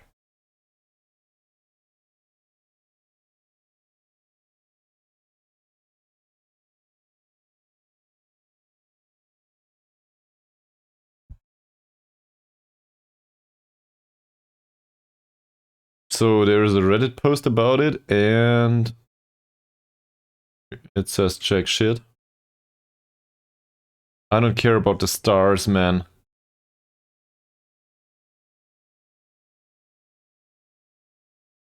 Does anyone know the actual costs? It depends on the country. Fuck me. Okay, that makes sense. But...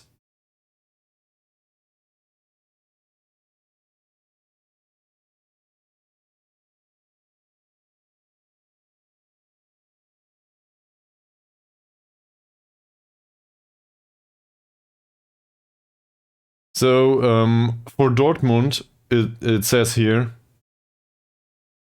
10 million pounds to upgrade training and 5 million pounds to upgrade youth. Okay, so probably less than that. And somebody here wrote it costs 10k for non-league teams. Wherever he trained. Alright. So, seen from that perspective, let's just pester the board a little bit, will we? Hi. I have a request. I would like to improve the training facilities and also the youth facilities. And come to think of it, the youth facilities are probably more expensive. Come to think of it, we could also use an affiliate. Because you know, why not?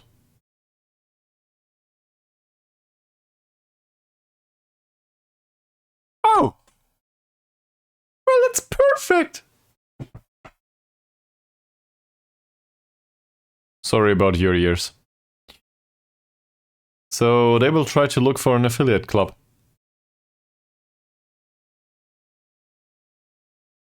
Great! Now they only need to come up with something. like a second League Cup preferably. And then we can loan our own players out. That will give them some experience. What? With the training and the the affiliates, yes. Sometimes it works, sure. Sometimes you can pick between 3 or 4. Yeah, and sometimes it doesn't work at all. It really depends on the circumstances of the club. But in this case, I feel like, given that we repaired the financial damage, well, at least it says so, they will probably be happy with it. And now we will do additional financial damage to them. Senior affiliate works sometimes too. It can work. In rare occasions though, and it depends on, I guess it depends on the chairman. Most of them want to keep the club independent and stuff. But if they are really, really in deep debt, for example, they might take it on for the additional money. And I love senior affiliates overall, for the better playing material that comes in on loan. But don't know, it really happened to me. So I kind of share your experience there.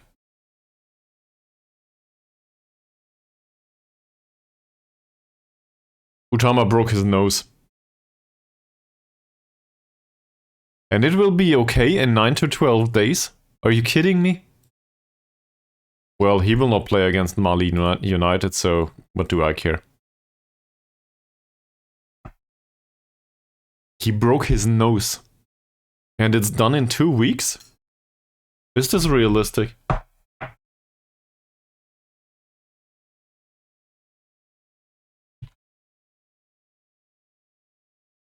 No, I do not want pictures, Google. Usually in 3 weeks, okay. Apparently, usually 3 weeks. So, 2 weeks for a footballer seems reasonable. Yes. And also with protective equipment and all, I'm aware that this happens. That people break their noses and then they play with protective equipment for a month or something. So there's some sense to this. But it's probably not fun for a footballer. On the other hand, you can perfectly you will probably breathe out of your mouth most of the time anyway. If you're on a footballer's pitch.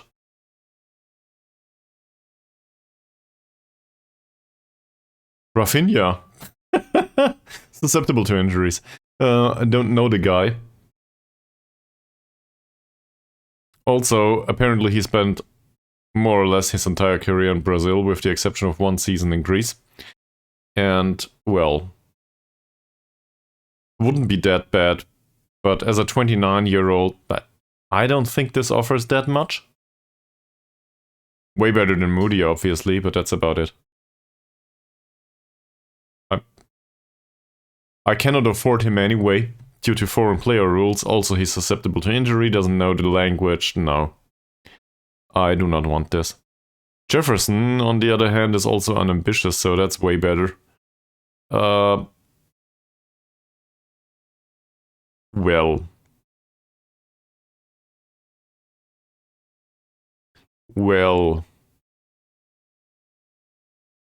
How much is he paid right? Fuck that, no. Yeah, but he does want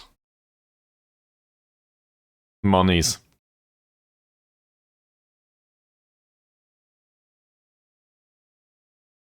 And apparently the minimum fee release clause is 4.8 million. So, not so sure. He's their star player. I don't know.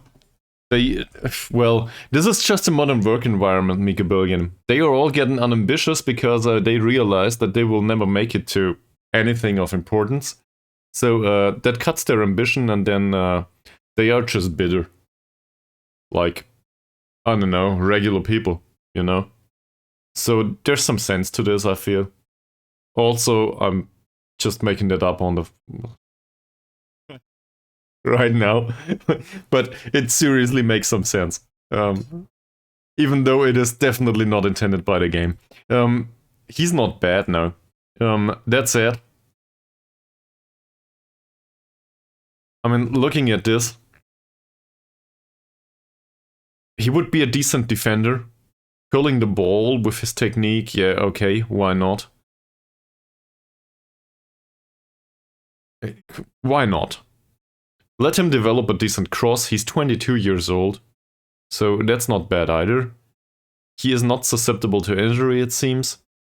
My biggest problem with him is the money. Transfer value of €0. But I do not want an unambitious Brazilian that is a star player in my team. It's not about the Brazilian.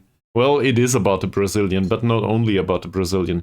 It's about being unambitious and a star player at the same time. He would come in, would earn a ton of money, would be a bad influence on the remainder of the squad. I'm not even sure if he would be any better than what we have. To be fair, he is way better skill-wise. And the alternative is to set on something like this. So probably not. Where's Yusuf? Here, this is the best we could come up with. So obviously he's way better than him. But if we don't give him playing time, how can he develop? Whatever. Maybe we can find an Indonesian instead. Because I cannot afford a Brazilian that is unambitious and 22 years old. He will drag the entire squad down. Then everybody will be bitter and frustrated.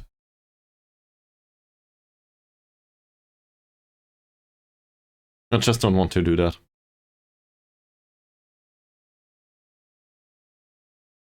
Yeah.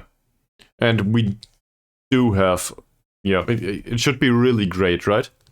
In Jorge Cesar's case, for example, it was basically the physicals that convinced me. He could do with better heading skill, for example. His heading is 10, if I'm not mistaken. He could do with better technique and all. But I still think in Jorge Cesar's case, well, first of all, his performances proved that it was a good decision. So, yeah, congratulations about that. And second of all, I still think that that argument with the transfer of the physical attributes towards the mental and the technical side, and preferably the mental side, once the player ages, makes some sense. He has some, I guess, gap that would be okay still for him on the physical side for to play as a target forward, even though it declines. So it would be okay if a point less is there, as long as he compensates with the rest. No improvement in training facilities due to the financial situation. No improvement in youth facilities due to the financial situation. So I guess we need to make some buck. So let's make €500,000. We just need to win the cup competition and make it to the Asian Champions League that way. Or, otherwise, cut the expenses, remain in the league, make $500,000 per year. Doesn't matter. That would work too. Or sell Mbiri for $500,000. Works too. I will definitely not invest the money that we get from selling Mbiri and other players. Well, maybe some. But infrastructure is always better.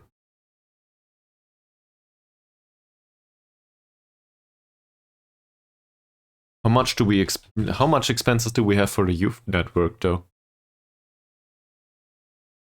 Maybe we can have a better network.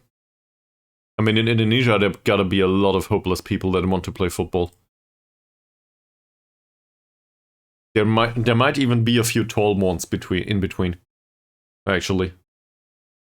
There cannot only be dwarfs in Indonesia. This is so borderline racist. It's just the way Football Manager represents this. I'm not to blame.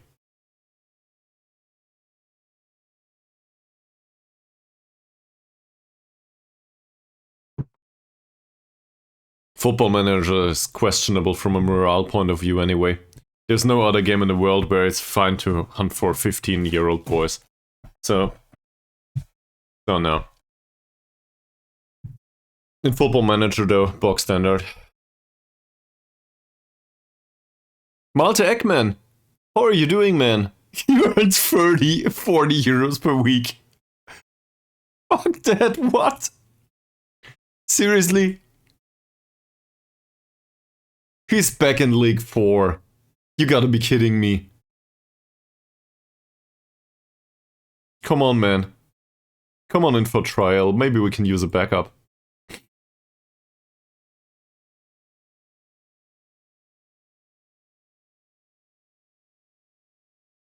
Well, we will not sign any of those. Mr. Schulz from Freiburg, maybe. He's on a bare 18,250 euros per week. That sounds reasonable to me. I would work for that wage too. Trial offer has been accepted for Malte Ekman. Tabuni can go, Malte Ekman will come over. He probably declined. A lot. I wanted to have a look at the youth recruitment network, I forgot. Maybe we can upgrade that one. It takes a season or two to kick in. He does not want to come over. Don't you love me anymore, Malte? I don't even know about favorite personnel. Okay. He doesn't love me anymore. So obviously, he's wrong about that. First and foremost. And then, how's the youth recruitment? How much do we spend on the youth recruitment, actually? Expenditure. Last season, where's youth recruitment? Youth setup, it should be somewhere. There. 62,000. That's not that low, is it? So, assuming that we expand that would probably be doubled.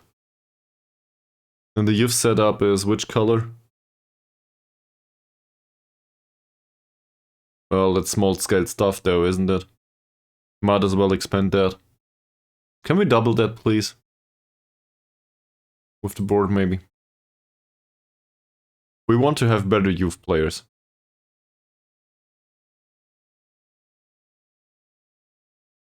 Let's improve the youth recruitment. It doesn't cost that much money. We need better players. And the ones that came in recently, well, they're just no good. So if we want a second Imbiri, we need a better youth setup.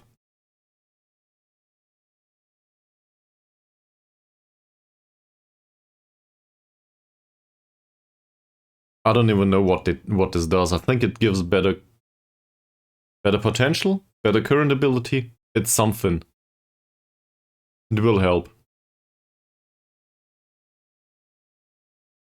Somebody did a video about that.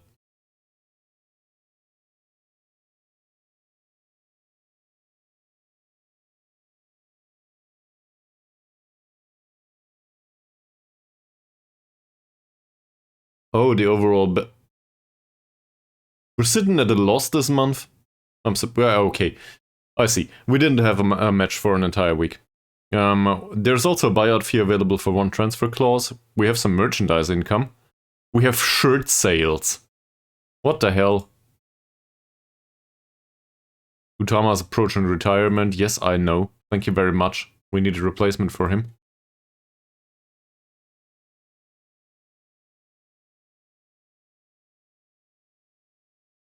Also probably as a scout. Come to think of it. He's injured, so he will not play. Ferdiancia is banned, so he will not play. We'll find a solution. There should also be players that are getting released. Okay. I'm not interested. You're too expensive. Go away.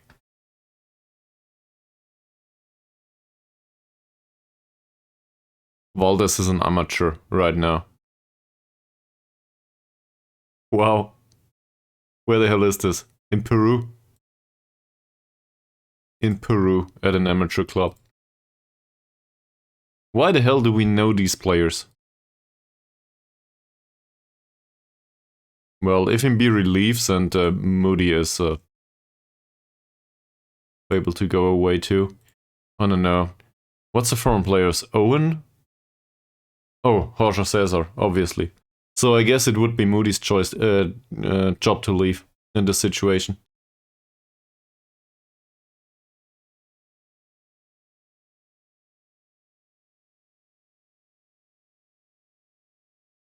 So, are there people with expiring contracts within 3 months, I think. A lot of them, actually, yes. This guy's from Rwanda. Or how it's pronounced. That is... Is this considered to be in Asia? No, definitely not. This is in Africa. Oh, I'm so bad at this.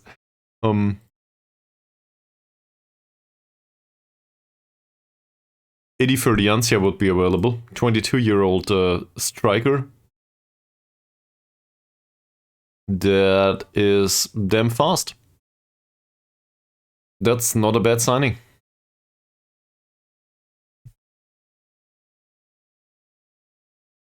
Slightly overpaid right now. The thing is, I would probably not be able to play him the way we do it right now. And he has a damaged spine. Yes. Damaged spine is not exactly encouraging. So maybe not. Rinaldi is one that we sold. I will not have him back.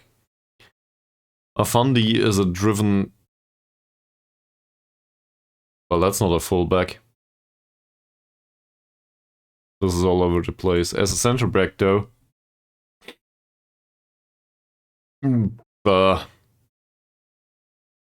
for a 19-year-old, that's okay. We can certainly use an additional center back that is not infantry. So there's some sense to this. That said, driven personality... Where is he? There he is. Driven personality is not exactly encouraging to me. Was it driven? Yeah, it was driven. Yeah, no, driven and media friendly, wow. So, don't know. I don't want poachers. That's just how it is. Ikwan is one that I'm aware of. To me, this is a good signing overall. He's a bit... The problem is he's lighthearted. And he's 25 years old already. But as a backup for Sukipto, no problem. Probably wants a bit more money though. Yeah, also susceptible to injuries, so I guess not. Nurul Ramadan, not to be confused with ours, as a poacher. Get lost. Ball-winning midfielders. Not like that's a problem. Balanced. He's fairly pro and also knocks the ball past the opponent. Great. Sudrayat dictates tempo, dives into tackles, avoids using weaker foot. I'm not convinced. Fullback. He asked to leave. He's transfer listed by request for a mere 5k. A 20-year-old. Oh, great.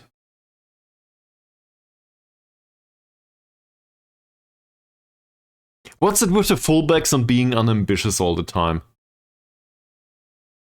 Also volatile and media friendly. Perfect combination. This is... Is this so much better than what we have, actually? Where's Yusuf? Here, let's compare with Yusuf. Yusuf is not great, but not that horrible either. That's barely worth the transfer money. And in comparison, Yusuf has good personality. So why would I sign Iravan?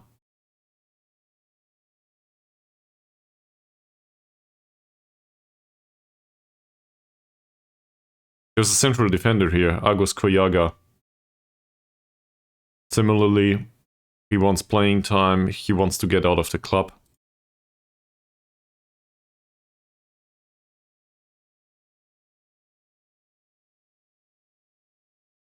Money's good on this transfer. He's a consistent performer.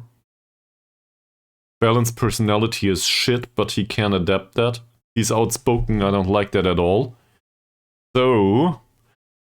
he will certainly not be easy to handle, but as a 19-year-old... As a 19-year-old, I'm not so sure if this is a bad signing. And we could use a backup from time to time that could play here.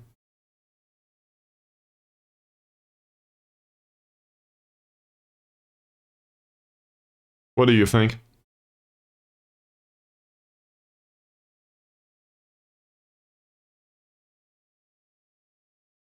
Bravery is a bit low.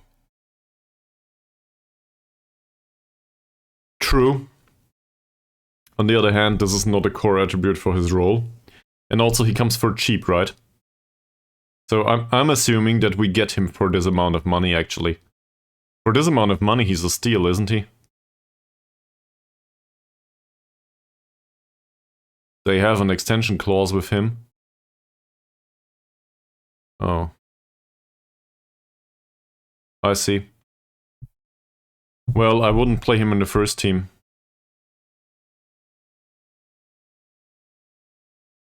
He wants to leave. And he is transfer listed by request for 5k.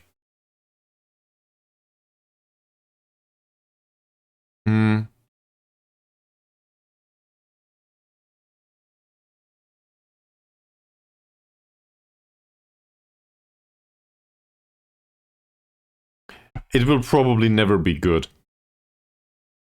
I guess the question is, if we compare him with Halim, for example. Halim is our best defender. He's not fantastic, though. In comparison to Halim, he's obviously way worse. But.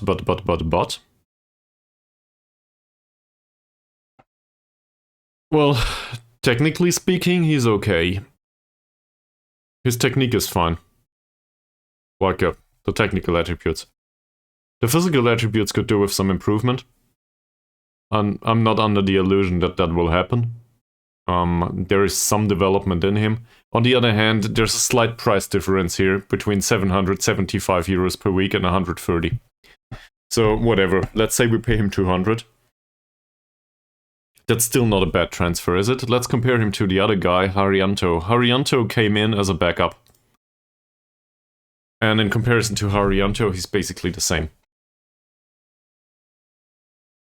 So that would be an open contest in the position. For some reason, thinking about this stuff makes me want to take a leak. BRB.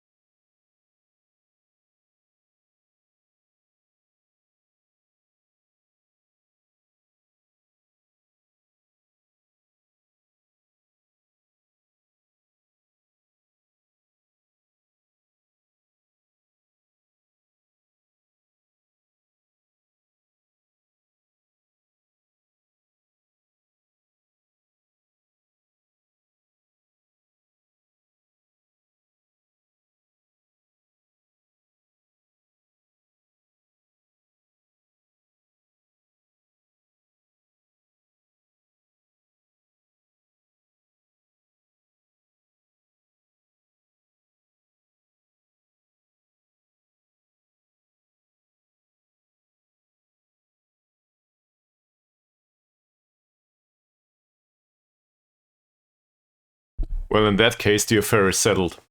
I also thought about I also thought about the possibility to just loan him out. He doesn't even need to play for us. So for that amount of money, this is probably just good business. So let's take him in, develop him somehow, and if he starts to complain, we will sell him on for 10k. Fuck that. Shouldn't be much of a problem. And I will do something really weird here. So obviously I can approach to sign him, and then they will trigger the contract extension clause. That cannot happen. Because afterwards he will be expensive, so we'll do it the other way. We'll make an official offer. Offer them exactly €0, and also, can you please... Where's the wage? No. Okay, they cannot contribute to the wage, so they want 5k. They will not accept this. They will accept this! And in this case, I do not expect them to trigger the clause, right? Because they accepted selling him. Yeah, but they have a clause to extend his contract for another year. They can't just force him into it.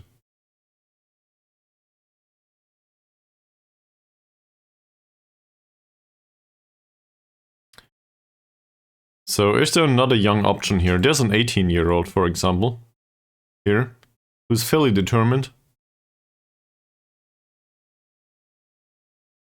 He has an optional extension too. Contract's almost up.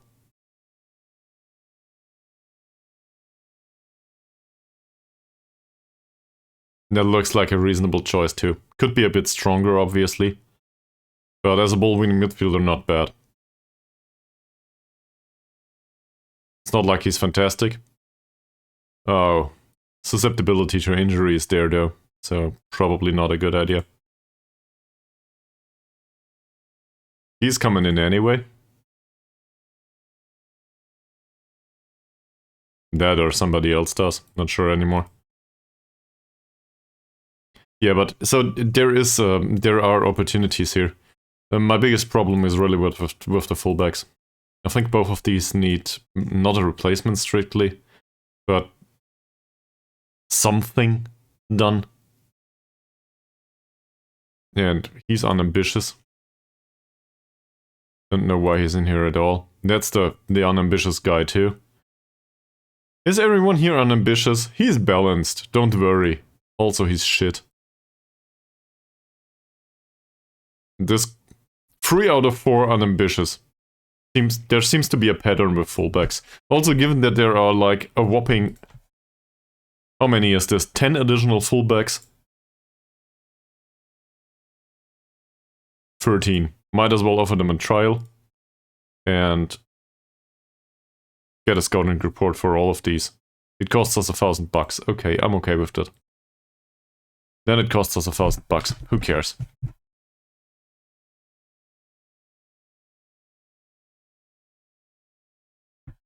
So, contract negotiations coming up.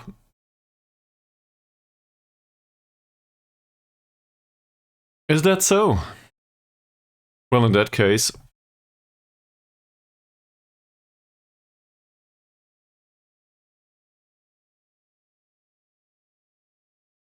Well, go towards one of the other clubs if you don't want to come over. Let's see. Future prospect seems really okay. No problem whatsoever with that. I'm totally fine with it. He would be in the first team anyway. This is way too much money though. I expected way less.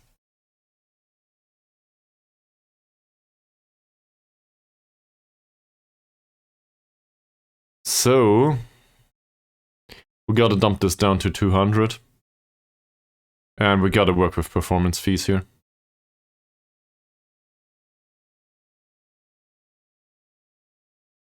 Yeah. Longer contract he might not appreciate at all. They usually go with a contract extension after league games. They're usually fine with that. And we can also try to hedge some of the risks somehow. We can offer him a wage offer reaching, for example, 20 league games. Say he makes it to 30, and we offer him 250, starting from there. That's if he makes it to 30 league games, he will probably be 2 seasons in. So I'm okay with that. At that point, he's probably worth that money. If he played that much. Because I expect him to develop, and if he doesn't, well, he will be sold and never reach that limit. But he will not be happy with this. I will also include a goal bonus and an assist bonus, because apparently they like this, even though they might not score. And we will offer 150 here. Whatever. I just don't want to give him a base wage. Yeah. Do I want to pay 300 euros?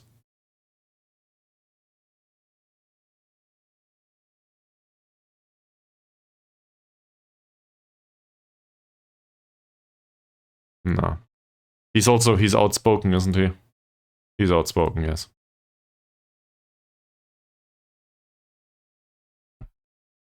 We walk away from this, and if his contract runs out, then we can talk. Yeah, he's on a short list anyway, so that's good. Availability of players for the under-18 match. A few of them might play. Who's in need of match sharpness? A lot of them are. So everybody in need of match sharpness. You can have some time on the pitch here. There's no under-21s match, by the way, for some reason. So you can play 45 minutes each. Same as you two. Why not? And now, well, the under-18 doesn't play, but who cares? They are not in a league anyway. We have... Apparently Jorge Cesar has really outstanding attacking statistics. Who could have known? That's fine. This all is good. Loan players to return.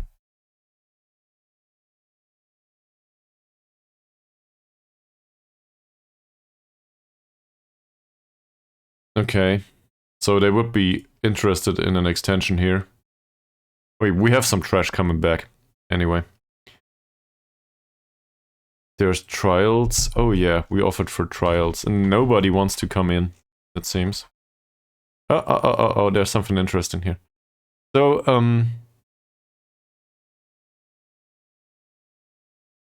this failed. This is important. Alright. Haryanto has picked some positive mentality traits from his mentoring group. His temperament has improved and he remains calmer in heated situations. Let's have a look at this. Haryanto is part of the ball-winning midfielder / central defender group.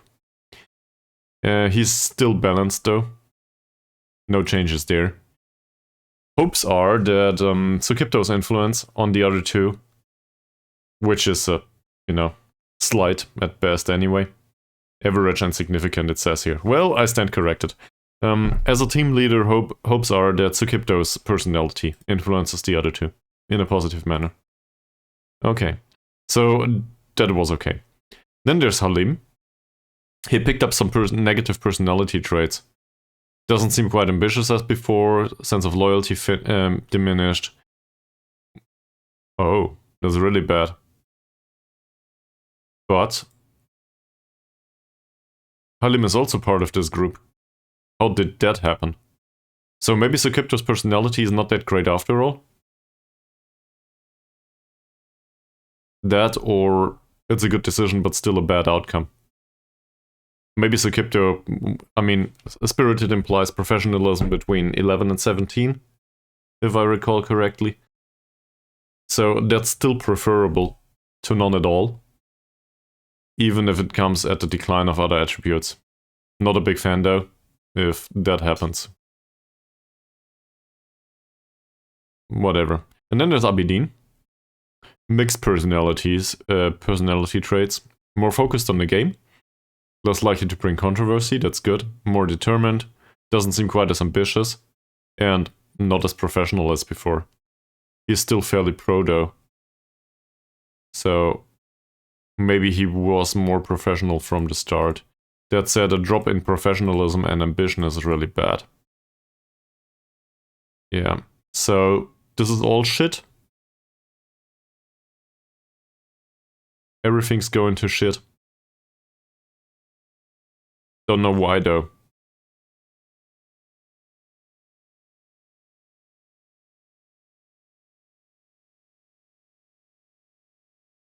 Morgan Moody is influenced by the other two, apparently. A little bit here. Interesting. Well, he's influenced by Mbiri. Okay, that's due to him being a really good player, though. Makes some sense. And within the goalkeepers, apparently Simon Owen doesn't give a fuck.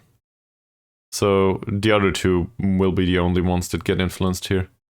I don't know. This is not great. I don't like this. I will not change the groups, though. Doesn't make much sense. Alright, we have some trialists coming in at least. So, this is probably the trash. That wants to be fullback but is no good at it anymore. Or never was.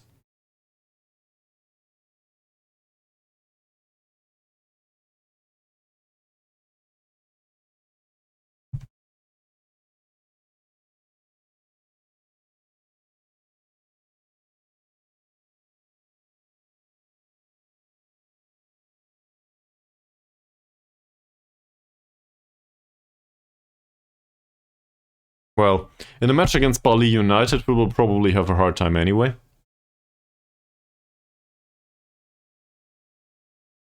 Oh, okay. So that's one of the trialists, and personality says he's balanced and has no future here. Fine, off to a great start. He's not better.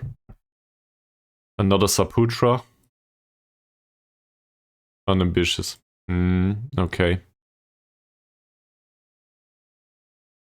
Let's move him to the under 21s. Fits the pattern though. This one... he will probably be faster than Utama. So that's a plus.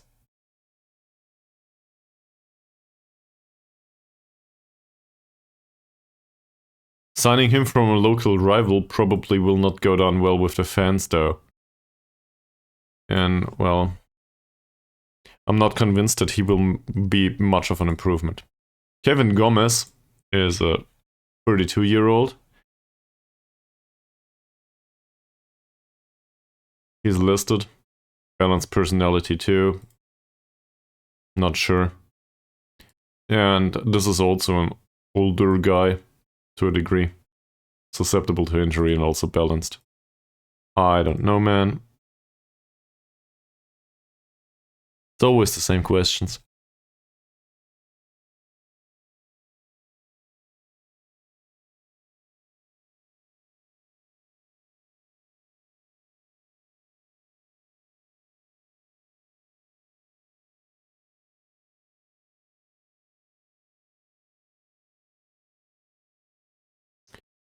Apparently our performance overall is fantastic.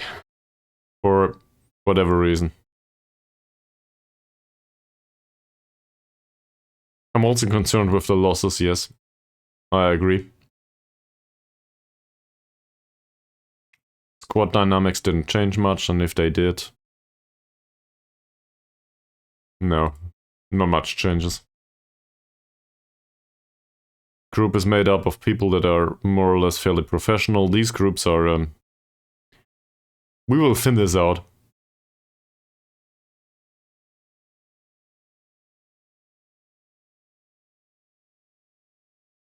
It's Bali.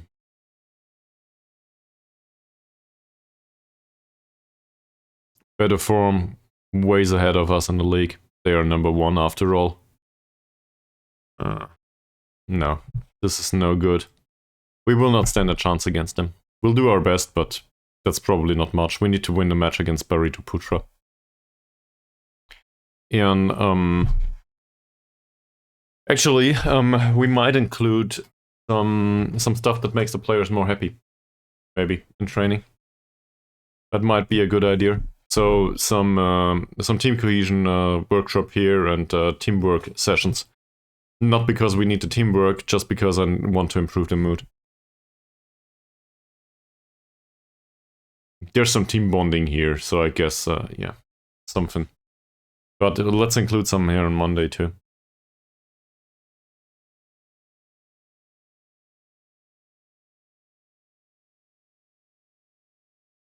How do you deal with training, by the way, Mickey Billion? If you want to develop the attributes of the players, how do you set up the training schedule? Is it something similar to this, or did you download something somewhere? Do you determine it on a week-by-week basis? How do you deal with that?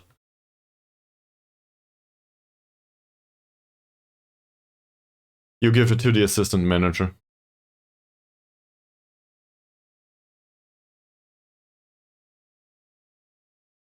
Where's the ban button?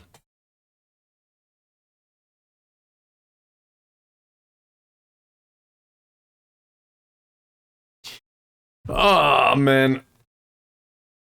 Why would you do that? No, let's not discuss this. So, if this is the way it is fun to you, that's fine. Have fun with it.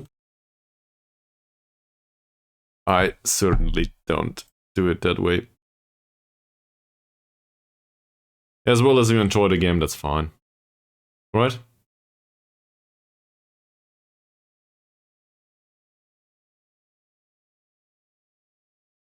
See, this is the smile of somebody that is in pain.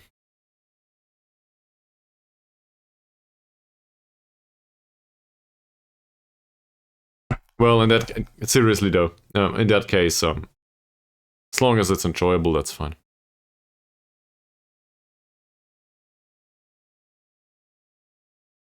Different people enjoy different things about life. For example, I do not enjoy at all putting the content of each episode into ChatGPT to generate a description for the video.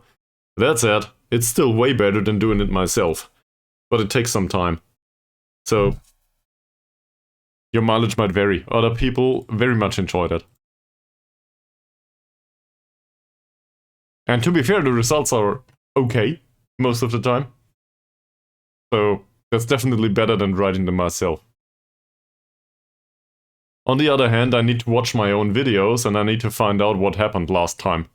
Or, you know, the episode 5 episodes ago.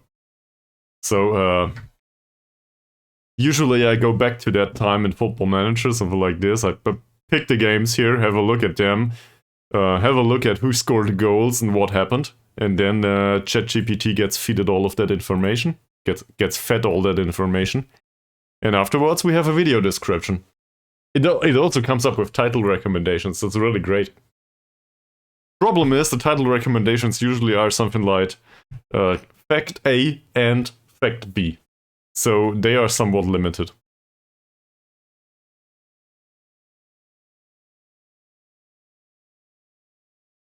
But it's way better than another bump in the road for the 5th time. Or great win, or whatever.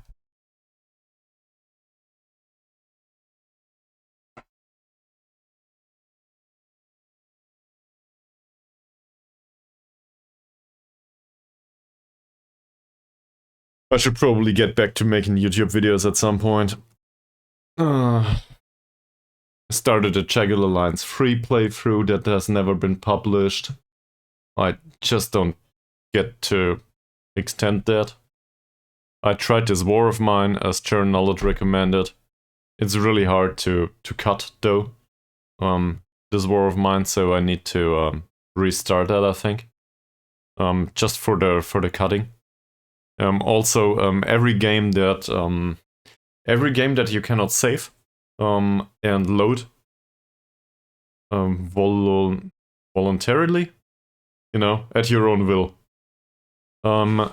is hard. Not due to stuff like I want to do save scumming or something for videos, but simply due to the fact that I need to be able to save at a specific point to pick up there for the next video. And also games that progress time by themselves are really hard to do. And so this War of Mine is problematic from that perspective. I didn't think about any of these. But it's probably a game that's more suited to the stream and not being used on YouTube at all. And that's kind of sad. I wanted to do some sort of episodal content for that. The alternative would be obviously to do it on stream and then to cut it day by day for YouTube. But then I need to do video cutting, and I'm not good at this. I have no idea how to cut videos. The youth intake preview is horrible. Great! It's an average intake, it says. If this is average for us, I don't know what good looks like. Or bad. What does bad look like? No wingbacks. There isn't a great deal of quality in fullback. At least we have a great deal of quality here. Didn't develop this week though. Why, Imbiri? Why? Well, game's coming right up. We will have a match preparation session here. We will do teamwork. It will be much appreciated by everyone, because team cohesion is not at 100% yet. So might as well have that. And this is all about morale anyway, so let's do a review here. And let's do a team cohesion session here.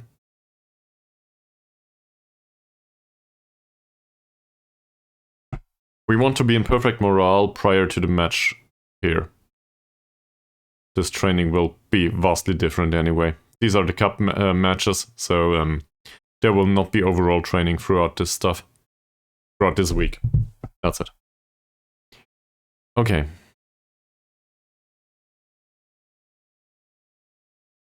You will probably heard, but I will need to talk to every single friggin' player now. Starting with Simon Owen again. So, how's he doing? 7.3 rating seems like I can praise his form, but I know Simon Owen at this point. Professional probably implies that he will not be happy with it. The 9.0 rating in training though, he will probably accept being praised for that. Which puts him in perfect morale, and that's about all I wanted to do. Last time out he had a 7-point-something rating in match, so no complaints there. Permana did not play last time out. His training rating is great, so we'll praise him for that with 8-point-something. That's not perfect yet. No matches played. There's not much to do here. On the other hand, if he doesn't play matches, we might as well praise his conduct. I don't think we did that in the last few weeks. And he's in perfect morale.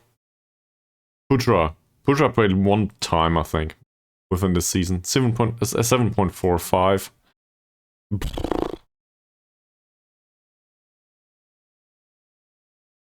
I guess from his perspective, this is reasonably well trained. Yes, apparently he thinks he works hard. Conduct is okay. Let's praise him for the conduct. He cannot foul anyone if he doesn't play. He made it to the bench a few times. That's it. That's one of the candidates for a sale. He is friggin' cheap though. And, well, in his defense, he put on a 6.9 and a 7.0 rating in the first team. For some reason. I don't know how he managed to do that though. The attributes clearly state otherwise. Ramadan. Ramadan was used as a playmaker type. And now he's in decline because we don't use him. Training is okay. Let's tell him. Apparently he has been working hard. And we will praise the conduct too. I don't think we need him. I just want to improve the mood in the squad. Jorge Cesar, please tell me he's in perfect mood already. Exceptional at least. Yeah. That should be a no-brainer. And it is. Easy. Form is also slightly positive. I don't know if you noticed. This guy. Sukipto. His form for the club captain is not fantastic. His training is not that impressive anymore. I thought he was great.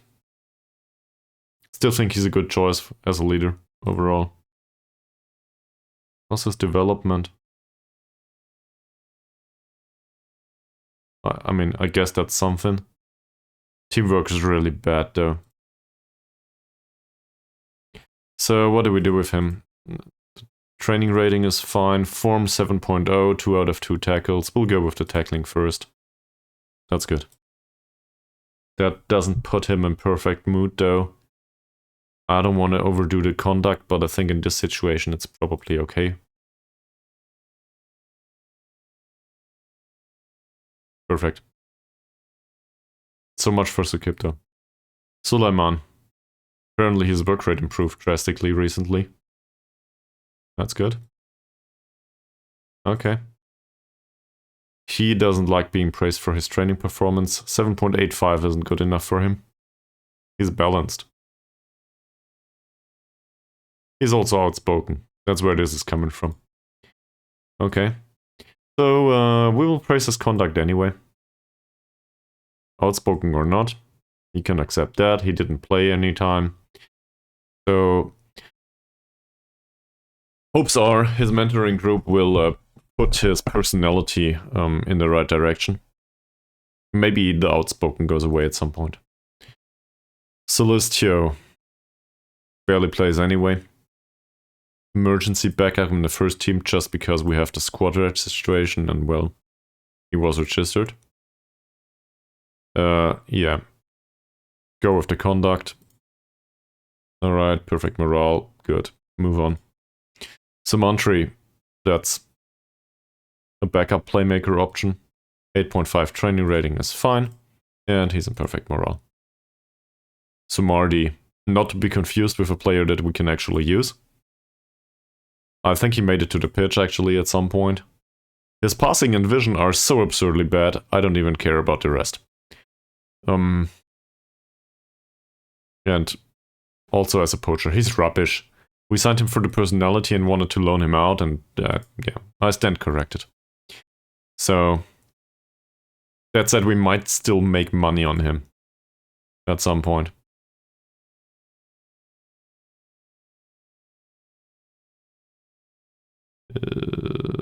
How's his dynamics says excellent.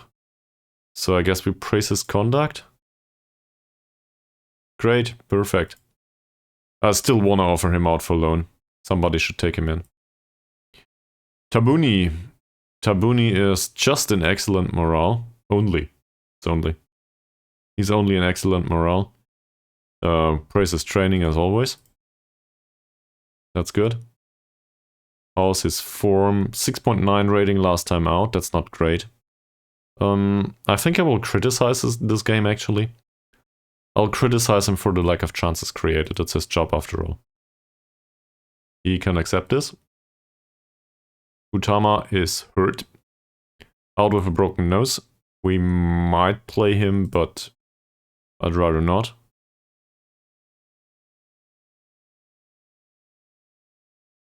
Not much to say here.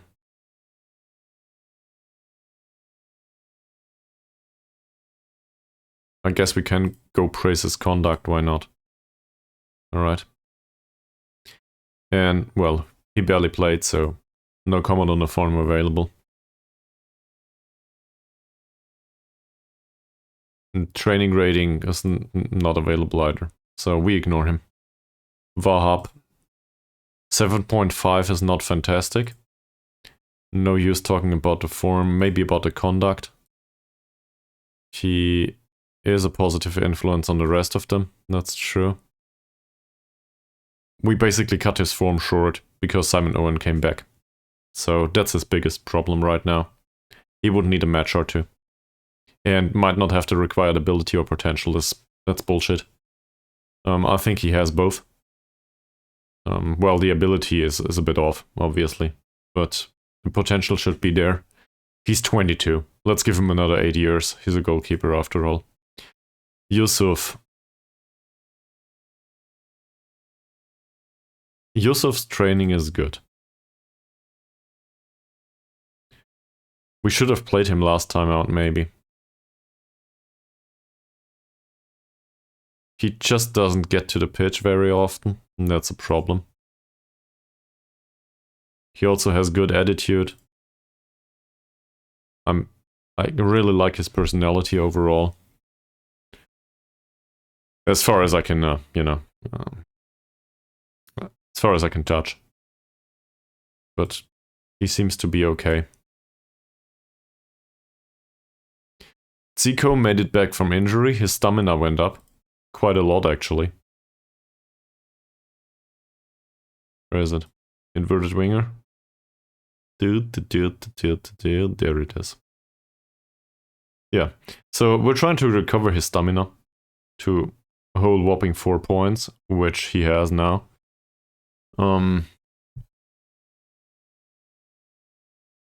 Maybe also a bit of crossing now. I don't know, probably a bit of crossing now. We play him as an inverted winger after all, so do some crossing. Yeah, and if that helps, that would be good. I'm not so sure about the training rating. Apparently his form has been okay recently. I cannot see that. He made it onto the pitch for 10 minutes each last time out. So that's not good. His conduct is decent though. So we'll go with that. And that's more or less perfect, not willing to risk anything else. Abdullah. 7.55 training rating. Didn't make it to the pitch last time out. His form is shit. So we will tell him in no uncertain terms. He accepts it. His progress as a wingback has also been spotty. How old is he? 24. I will criticize his development now. Oh. He accepts it, okay. Abidin. 8.5 rating, I think we had a talk with him already. Exceptional morale. No much use talking to him about his form, I think. Maybe about the conduct. He's a good influence on the rest, so I guess that's a plus. Okay. Then there's Ari. Well, first of all, Ari is accomplished as an inverted winger on the left side now.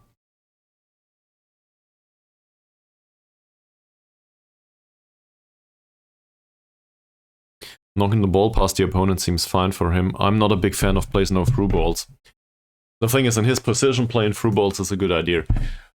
The thing is also, he's rubbish at them, but that's just another way to phrase he needs better passing. Better crossing also, and I don't know. I went on about Ari's attribute profile recently. I have my doubts that he'll make it at a club. That said, he's 24, so maybe we can increase his passing a little bit and get rid of the plays no through balls. It's not a horrible trait to possess. And trying tricks?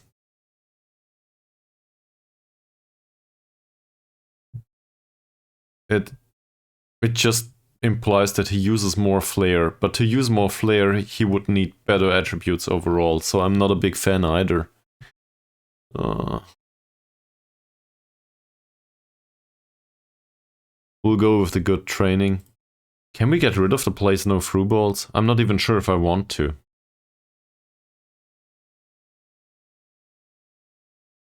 I think I'd rather want him to improve attributes overall. Division of 4. Okay, so much for Ari anyway. Arianto. He will probably need to play. The good part is he trains well. Alright. 6.8 rating last time out is way better than what we had previously. So I guess that's enough for praise. Given 100% tackling ratio. That's it. No use touching him anymore. Fawzi. Fawzi's training isn't that fantastic. There's no form to speak of, but we can at least speak about the conduct. let's have a look at the development. We try to develop him as a wingback or maybe as a central defender. None of it works very well. I will risk this now and criticize his development. He understands and he's trying to improve. Okay, that's not bad. Ferdianza is banned from playing this time out. His training though, that's totally fine. Okay with this.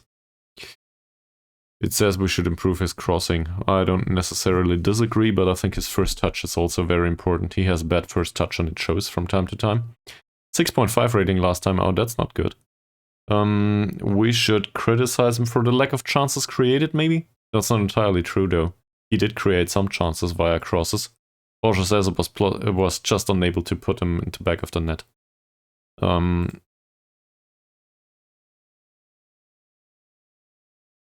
Alright. So, apparently we had an episode here. Doesn't matter much.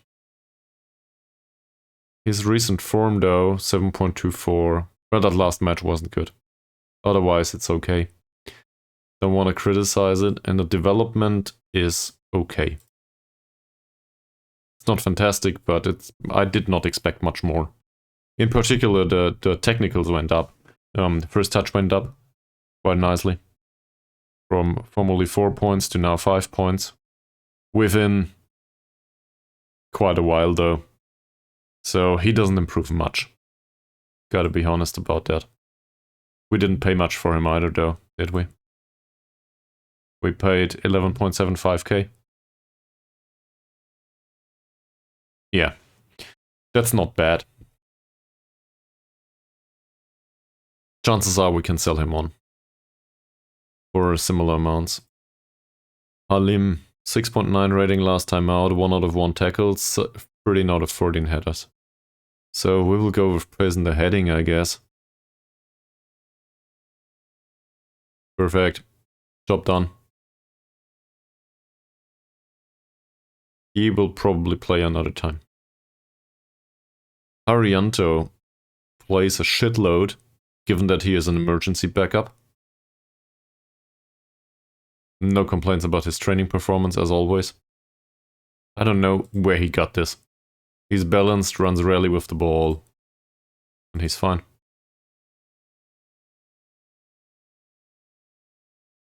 The attributes, though, don't develop that much. 8.45. We want to see central defender on defend duty. His composure does go up, bit by tiny bit, but there's other stuff that develops way more. And this is concerning. Composure should get better. By itself, by the way, not specifically due to the focus, just due to aging. That said, he's 23. As an emergency backup, he does do, I think. Hidayatullah, 7.5 rating, no progress whatsoever. I think we had a talk with him previously, though. Form's shit. Well, there's none to be had.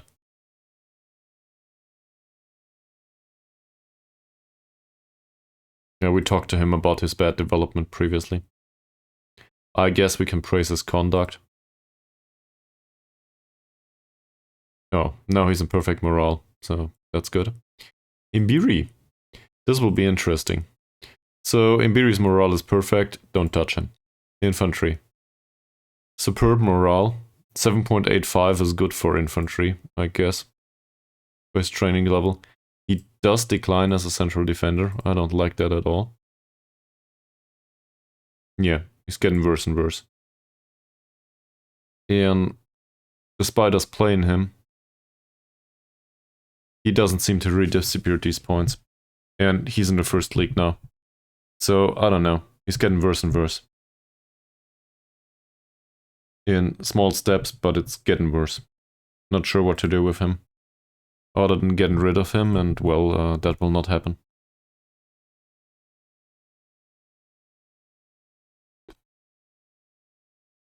At least his wage drops by 35% if we get relegated. So that would be fine. Other stuff. Well, his heading is shit. And he trains as a ball-winning midfielder now, so... I don't know. I guess his training has been fine. He does try to train. There's just nothing to be gained here. I think he's at his end. Yeah, and the physicals, well, there's natural fitness 14, so this says he might not decline all that early. But there's also a lack of physical attributes overall. So once he starts to decline, he will go down not that fast, but it will be visible. I think is the right way to put it. Because for now he relies somewhat on whatever's left in there. And once the pace goes down towards 9 and acceleration is 8 and strength is 5, he will be shit in comparison to the league, physically speaking. So he does need to make up for that with the rest of it. And the rest of his attribute is not that great either. I have no idea how he comes to an average rating of 6.81. It's probably due to the fact that he can compete with the pace of the players that he's faced with. And maybe good marking, tackling, and positioning. The rest of his attributes, I don't know. There's some stuff in here that I like, and then there's holes in it all over it. Yeah, morale's superb. We praise his training. His conduct is perfect. So let's praise him for that too. That's enough. Isha. Well, Isha. I expected more, to be honest. That said, you are 23 years old and you are the most expensive signing we made, I think. He might go up until 53k. That has to do with matches played for the club and also with goals scored, I think, or something. Was he a good investment so far? 7.02. So you can argue he was a reasonable investment at least. We pay him 600 euros per week. That's not too bad either. Contract runs until 32. 7.7 rating in training. I guess for him that's fine. Kind of saddens me that the rest of the squad didn't change his personality too much so far. But he's just too good for it already, I guess. As a player. His playing skill is just too good. He did not score last time out. Could have. Won 5 out of 5 headers though, and he led the line. So I guess we praise him for leading the line.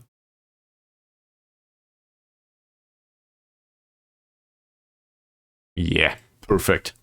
Okay, not perfect morale though. So what do we do with his morale? Praising his conduct might be a good idea. There we go. Iskandar developed some jumping reach, so apparently he grew.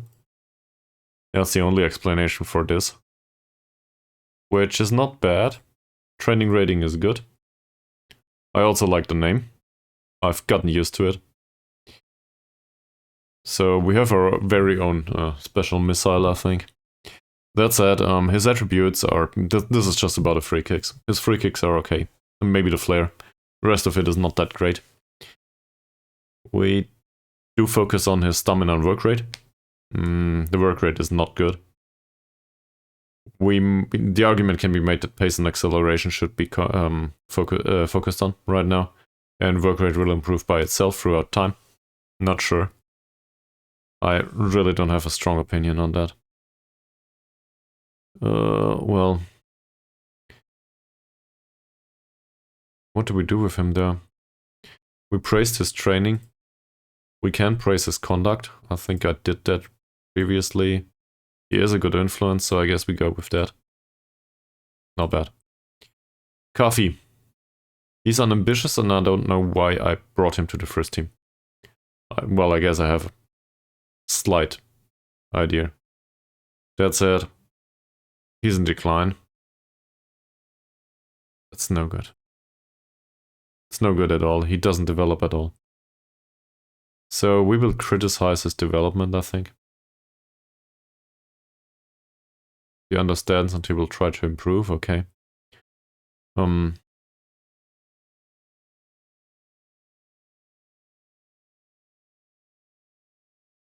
There is no use to be an ass about his conduct. His conduct is okay, he never plays. And then there's that. Chris Karev, he was out on international duty, I think. Kicking and throwing goes up somewhat. That's worth something. His one-on-ones are bad, his anticipation is bad. Well, he needs throwing though. Or does he? Reflexes, anticipation, and his reflexes are great though. Where's the one-on-ones? One-on-ones are together with command of area and rushing out, and he has a tendency to rush out anyway. That's also something that I dislike about him. Same with the punching. I still think this is a goalkeeper that needs a change in personality, and afterwards he's probably up for sale. That said, his training isn't great either. I guess we praise the conduct. Maybe the lack of development, actually.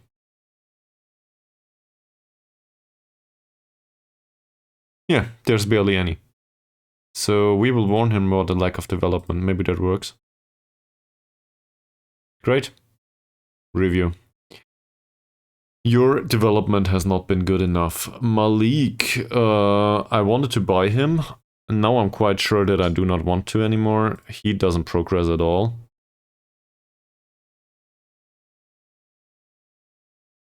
That's not fair. He progresses a little bit to make up for the decline that he had earlier on. So I guess that's something. And the attributes get redistributed towards his profile, so I guess that's okay. That said, he's susceptible to injury, his natural fitness went down.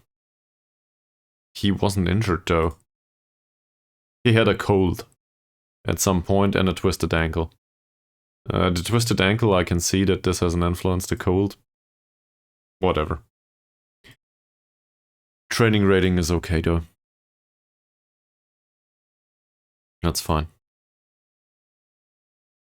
It says here he should improve his quickness, so I guess we do that. Let's see how it goes. He will leave at the end of the season though, so doesn't matter much.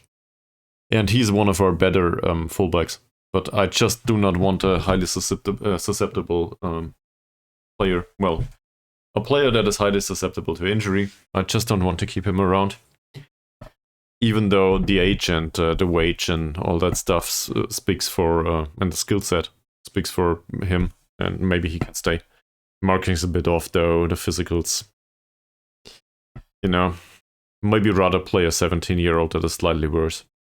Like Yusuf, for example. Yusuf is more than a bit worse though. Or is he? He's 2 years younger and way cheaper and has similar personality, I think. Yeah, similar personality. And not sure about any of this. Then there's Morgan Moody. Morgan Moody is very good in training, as always. It's not always, but he mostly was. We will issue an official warning because he did not create any chances, and that makes it very easy for us. Perfect. Let's go. And then we once through the entire squad. Look at this. All of a sudden there's a lot of green. Alright. And he apologizes, and his work rate improves a tiny bit. Does this have to do with what we just told him, or does this have to do with training? Who knows? Christian Budetwinger, yeah. I guess it's something. Whatever.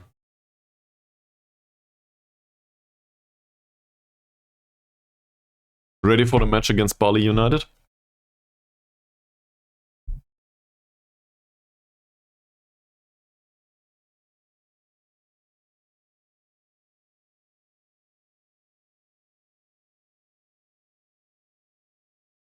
You probably dozed off for the last half an hour.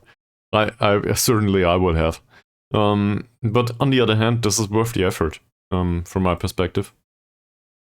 Morale management is really important in Football Manager. Everybody praises Zico for some reason, okay. And we are destined... What's this? Okay, apparently this is our second name. Yeah, well, what can you do, right? I need to get through this at some point, so I don't know. Might as well ignore it, but that doesn't work. We need them to be in good morale. Anyway, we can get a record by defeating the league top performers, whatever. And we have another few matches coming up, so 3 points should be possible within 3 matches. That said, the match against Bali United is probably a loss. So, don't want to give it away right now.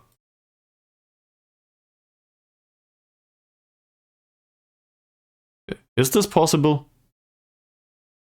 Then I would need to sign an assistant manager that is worth his money, and that's really hard to do. You'd outsource it right away. Well, not. Okay. You could have told me everything. Alright. Do I feel like the ambitions are matched by the board? Yes. Sure, always. How much do I want to get revenge against Bali? Very much. 24 matches unbeaten run in the league.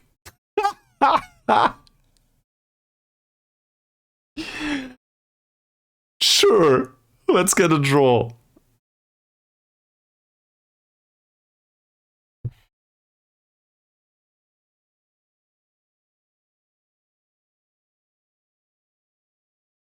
Can I speak about the relationship between me and their manager, it seems? So, he's a balanced guy that I don't know. Yeah, well... Is the 15-day gap between fixtures a good or a bad thing? To me, it's a bad thing, due to the lack of sharpness. But the argument goes like this. I'm quite confident that our training contributed somehow, and that it should have reduced susceptibility to injury. I'm not so sure if theirs did. I don't know what the AI does within these episodes of training only. So these players might have been rested and their sharpness might have dropped. So hopefully that's a plus for our side.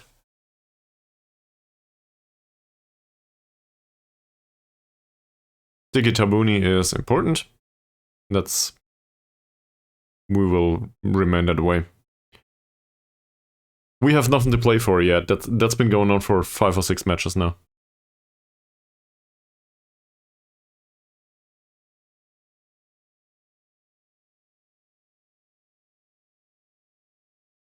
I think we play for the fans, yes. Do I have an opinion on Mr. Kugura's preference for a patient possession game? Obviously, I love possession-based football. Ever since the time with Vida Holtdal's IK, so...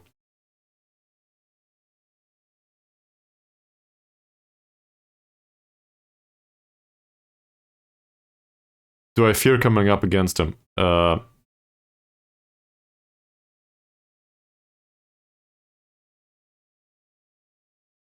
What's goal 50? With the goal 50 being talked about a lot lately, who caught your eye? Apparently Mbappe. Or... So Kylian Mbappe still plays for some reason. Erling Haaland, Gavi, Ansu Fati. I know most of these players at least a little bit. That said, nobody caught my eye specifically. I guess we'll go with Erling Haaland. Erling Haaland is always a good choice. Thank you very much. And maybe he comes over to Indonesia for the end of his career. Most likely not.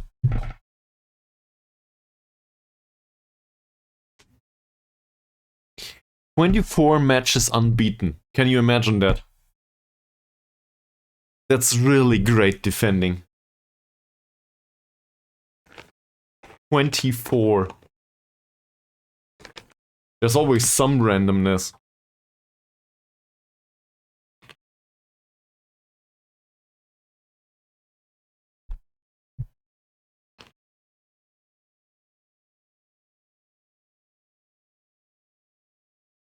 Senna loan ends. Anshori loan ends. So these two come back.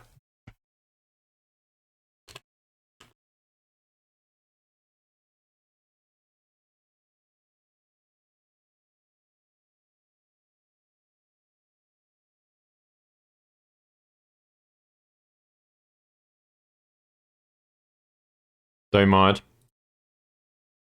3 matches to go.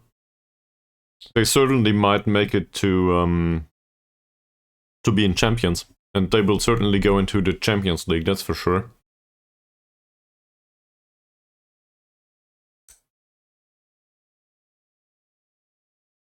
But sometimes there's random freak accidents. Like getting a red carded at some point, or something like this. Their manager doesn't look that impressive.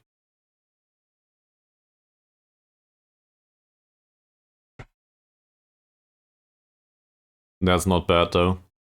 Seems reasonable. Sanusi. I would probably take this playing material too.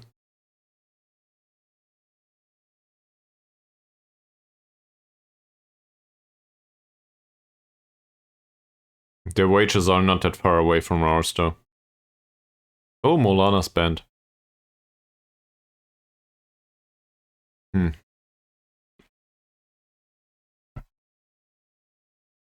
We'll have to wait and see.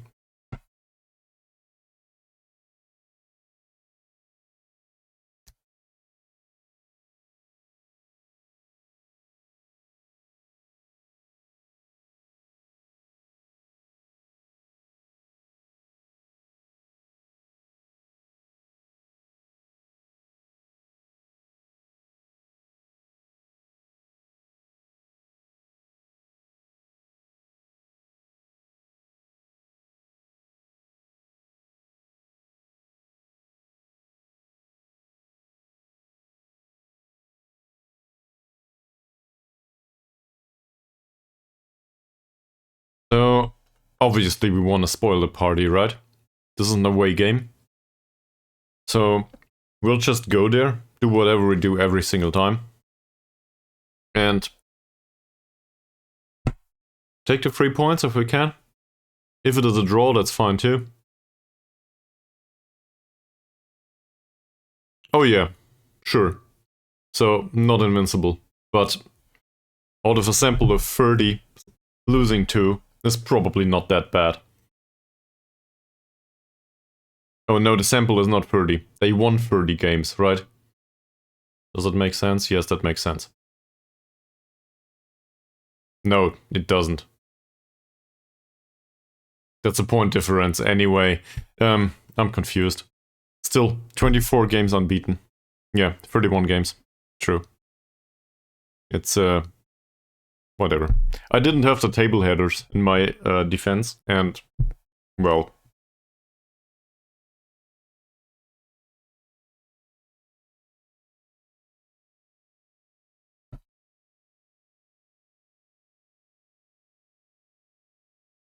They have 3 games left. Obviously, it's 34 games. Sometimes you're so confused. Oh, I am at least.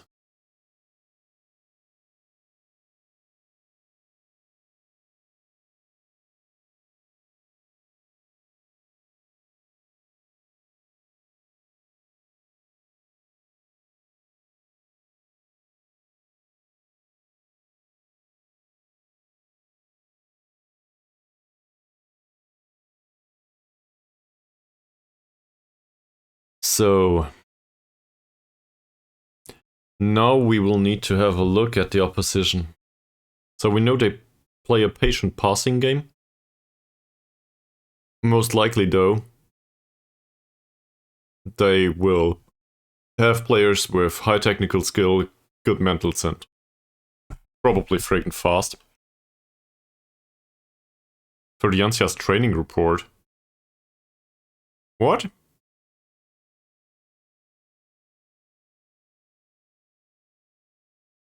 Okay. Apparently he did improve a little bit in the last month. Once more. There seems to influence in particular the mentals from his time on the pitch. Not much change to the technical stuff. And this influence on the mentals probably has to do with tactical training, come to think of it. Because tactical training is included besides the overall. So that's not bad. Fitness tests. Do not play Utama. I didn't want to anyway. Alright, we need a winger. Who is it? Is it Isha or one of the youngsters? Who am I kidding?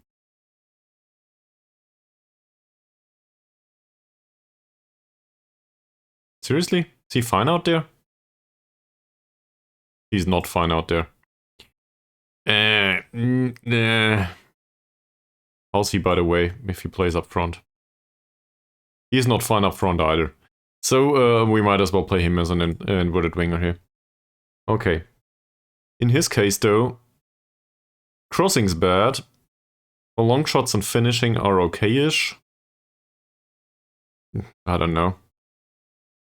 And we need him to play the risky passes if he plays there. So take more risk, cross towards target forward. I guess shooting less for taking more risks. Passing risks, that is. Crossing less often because he's no good at it. That's about it. I do not expect him to outrun his marker. Yeah, let's have a look at them in a second though. Okay. Now the fun stuff. Who does go onto the bench as a left defender? It's either Forzi or Permana, and none of them are any good. Permana apparently trained well. Forzi, on the other hand,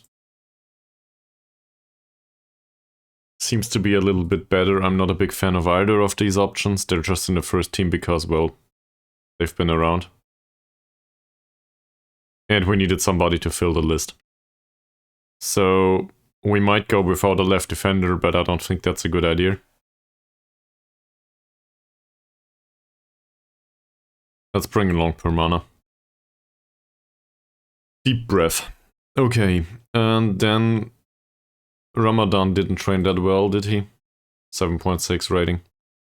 The alternative is to bring along Samantri as a playmaker-y option. That's not too bad.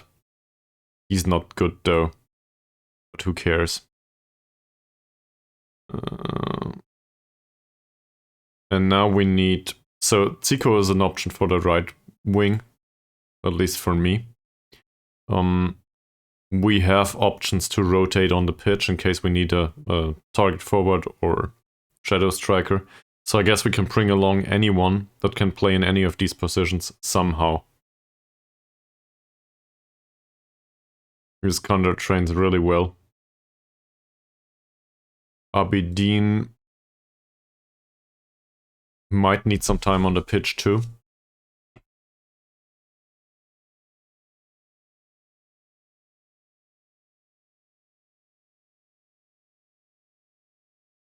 Hidayatullah comes with flexibility and really great goal scoring and off-the-ball movement, but that's about it. Not so sure. You got a preference? Let's bring along Ari. Well, that would be easy, right? Bring Ari. How boring. Yeah, you're right. Okay. Let's bring along Ari. That makes sense. He is capable of playing in any of these positions after all. And he needs to recover somehow. The thing with Ari is he's not destined for greatness. But for 45 minutes maybe it works out. Alright. Let's have a look at team selection. And we will look at the opposition instructions. I did this. Alright.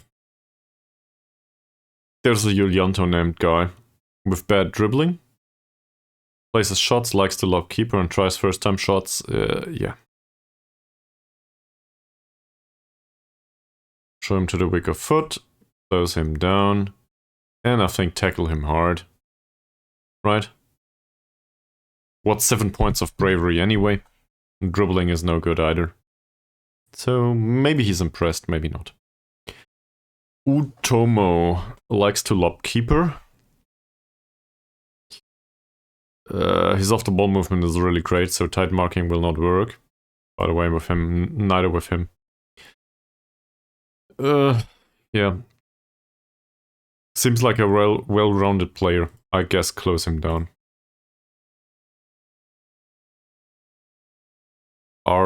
Sandy R. Diddles. Left-footed only.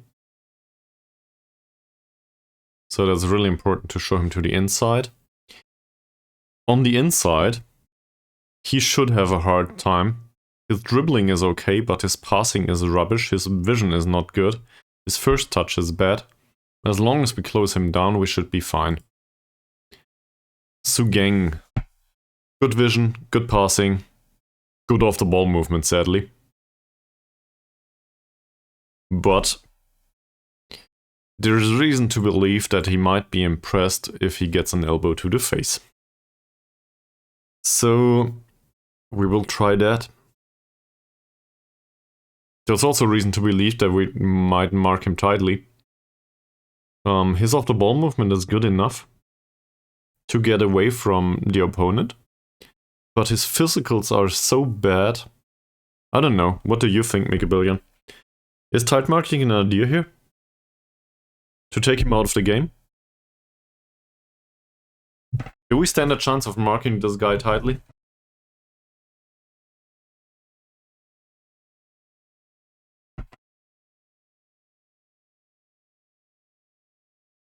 Well, okay. Maybe it's better to try than not to try in this case. Yeah, based on physicals, that was what I was going for, yes. Because usually if you have players like these, they're also fast and have good acceleration and agility and stuff. He is borderline tolerable from that perspective. So maybe marking him tightly will impress him. In particular in combination with the odd foul. Well, it's not a foul, obviously. He's just... I don't know. We will not foul him. I would never do that. In his case, it's a similar story. The physicals are somewhat low. The dribbling is bad. Bravery is good, though. So I'll try the tight marking on him, too.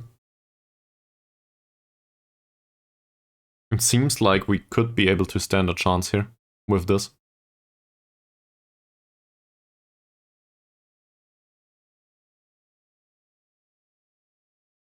Yeah, why not? Did he have a weaker foot, by the way? No, well, somewhat. Nur Hidayat. That's not a bad option.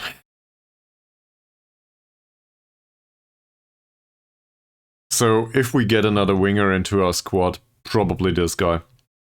His pace is not that impressive. But if I look at this overall, this is damn dangerous. And it certainly shows. Most assists, most red cards. Okay, most red cards is probably one. His tackling is shit, sure. Show him to the weaker foot. That means he's shown to the inside. Which means he relies on his passing, which is also good. So we have a problem here. Trigger the press on him, maybe? Let me guess. It says trigger the press. With that composure, though, the best thing that we can hope for is that he misplaces the odd pass. We will have a really hard time with him. Well, Arianto will. That by itself makes my skin crawl.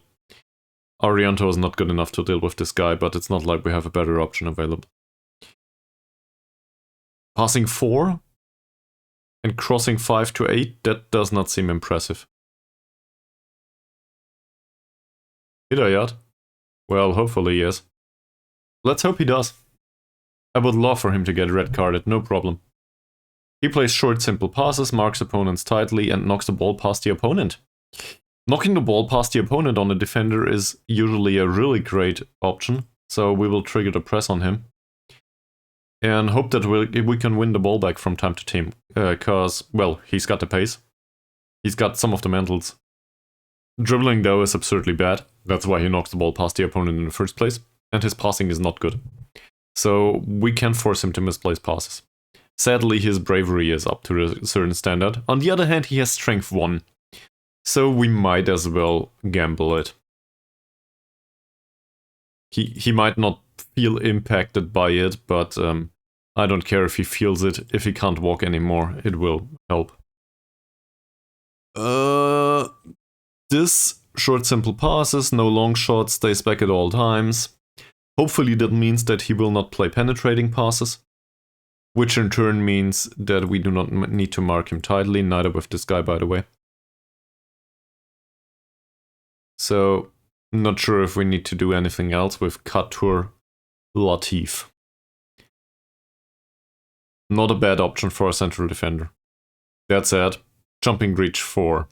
So, if Roger Cesar stands a chance at powering a header towards goal, it's probably versus this guy. Sanusi,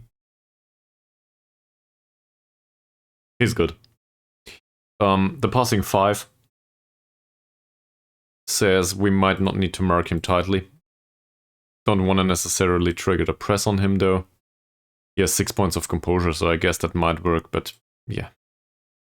Hard time determining what to do there. And this one has passing 9. That's a problem. That said, we can probably show him to the weaker foot. So that would show him to the inside too. Which forces him to rely on his vision and his passing. Technique is fine. He will probably be threatening anyway. His dribbling's bad, his strength is not that impressive. Maybe go with hard tackles in his case. Tight marking might also be an idea. It's a bit unconventional, but his off-the-ball movement is not that great, and neither is his pace and acceleration that fantastic. So maybe tight marking is an idea in this case. I'm not impressed by the options there. And this guy has bad communication, so on the counter-attack we might stand a chance maybe. He is very good in one-on-ones, and with the reflexes and stuff though. Low eccentricity. He does tend to punch the ball from time to time. Strength is really low. Okay, let's do this. Okay, last match for today. Nothing. Let's go. Place your bets, in case you want to bet anything. It's all about the honor though. We will be aggressive and exact revenge.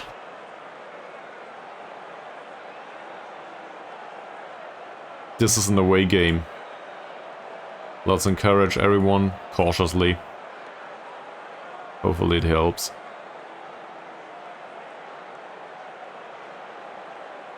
No. There. Can I explain the struggles away from home?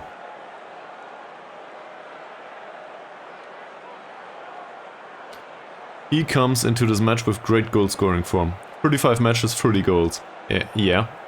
So I guess he's good. Or... no, he's just good.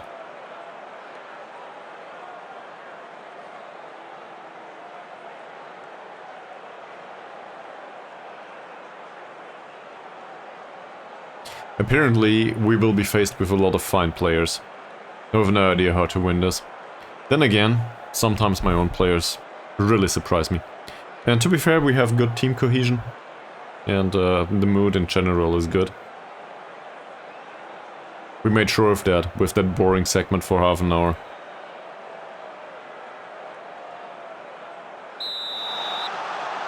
So let's hope that this works somehow.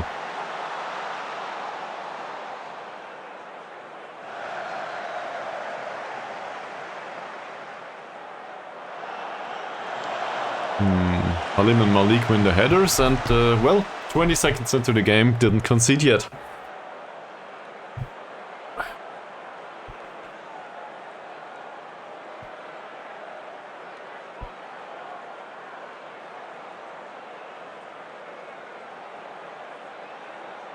They're all happy so far.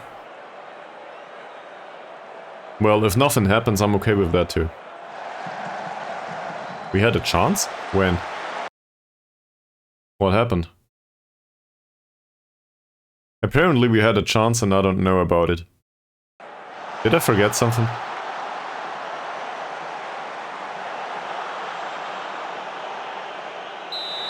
It's a corner. Okay, we take those. Passing completion is shit, by the way. Possession is bad too. Let's see, Malik. Can you hit the head of Jorge Cesar? That's your primary job here. Apparently you can't. You can retain possession though. That's good.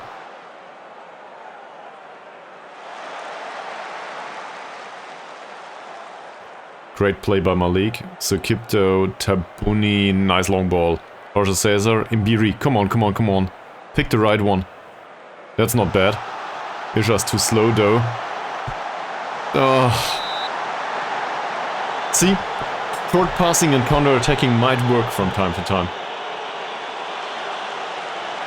Or we take these corners. Third one. Get it in. Is it too late? It's too late, isn't it? Would have wanted to encourage the team. Come on, get it done.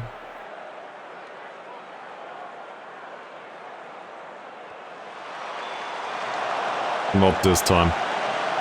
Intercepted by Moody, yet another cross. It's yet another corner for us. We will keep on the pressure. Why not? We can live with set pieces. Oh, this one's from the other side though. Moody will take that one. Come on, Moody. Have a good day. For some reason, Jorge Cesar doesn't get his... Ouch! Well, Mr. Ardills. This is at least a yellow. It's yellow. Now, if only Ferdiancia were on the pitch, but he isn't. So, who will take this one? Tabuni? Tabuni. Good luck, sir. Come on, Diggy. Okay. I expected a direct shot. Apparently he decided for another option. Should have taken the shot.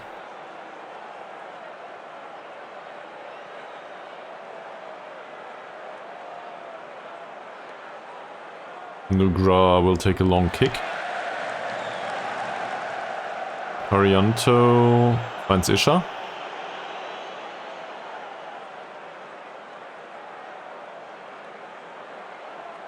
Isha and Tabuni exchange passes and there's a long ball by Harianto for some reason. Not sure what that was all about. Please don't tell me there's a counter-attacking situation now. Nah, Harianto's fine. He was until Imbiri was challenged to go into a heading duel. That worked well. Well, it didn't. Isha closes down the man. Ah, that was close. No, intercept that. Okay, nice. Harianto, Halim for Jorge Cesar, who loses the duel against Sanusi. That's not offside, sadly. And he keeps that in play. Ouch! Utomo, Owen. First chance. For them. Well, we cannot let them have a point in Bali. Obviously, we need all three of those. That said, it's a match of no chances whatsoever so far, more or less. Halim with the header, Imbiri loses that duel. He does not seem very effective so far. Latif. That's trying to find a passing option, and I think he was the one with the short simple passes. So I wouldn't say it certainly shows, but it seems like they have a problem with build-up play. As do we, looking at this. Saimina. Utomo. Hidayat. He's dangerous. Close him down, Isha. Isha's too slow. Deflects of the defender, that's fine, and that's Imbiri yet again, who doesn't stand a chance from a physical point of view. Did that deflect? Not sure. Let's encourage the team. So far, 0.08 expected goals. We do look like we're able to defend this. If this goes on like this for another 45 minutes afterwards, we will take the draw, won't we? Better than nothing. And I guess everybody expects us to get defeated anyway, so...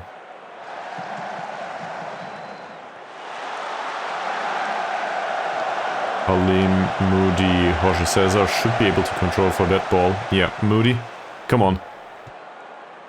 Play a nice pass, Moody. That's interesting. Imbiri. Ah, it's not in. What a performance by their goalkeeper. Ah, that would have been a really great goal. Imbiri does slow down once he has the ball. We need to improve his dribbling somehow. That was defended with the foot, I think.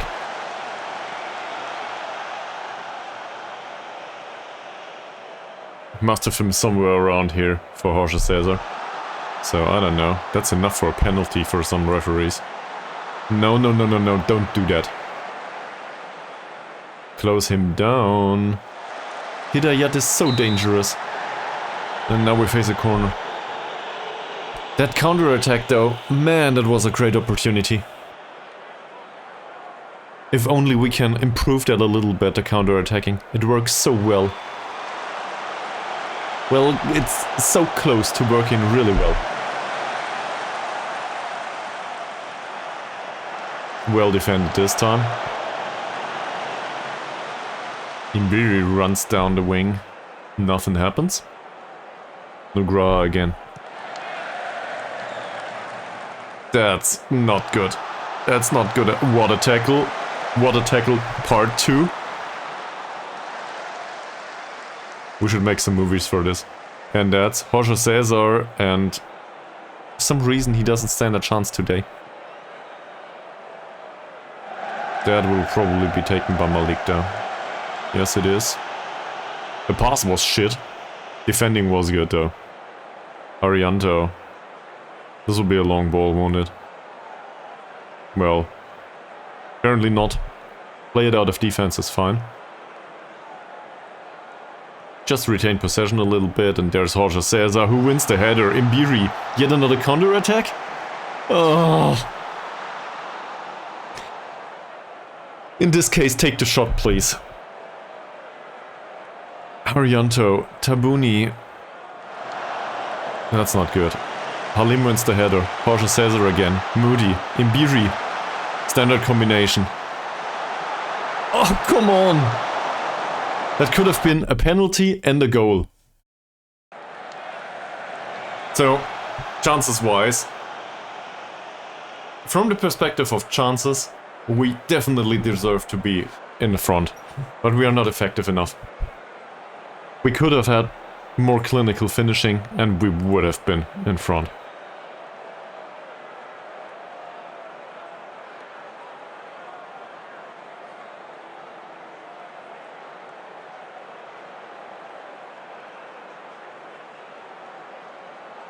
I think we'll go with that.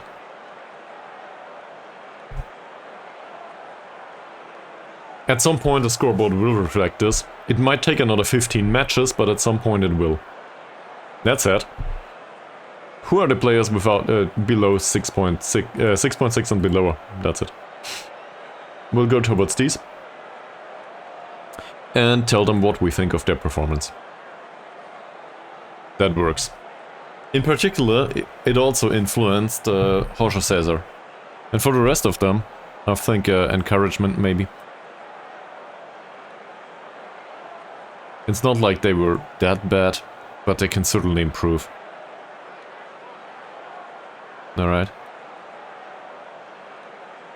Let's see where this is going, and also encourage the team. Let's also have a look at the tablet, not forget that. Sanusi seems to be really tired. That's news to me. What happened there? That's their captain. We didn't hit him. He's their best option though. Okay. Well, the problem is, how do we exploit this? No, it's not the problem. The thing is, we already exploit this, right?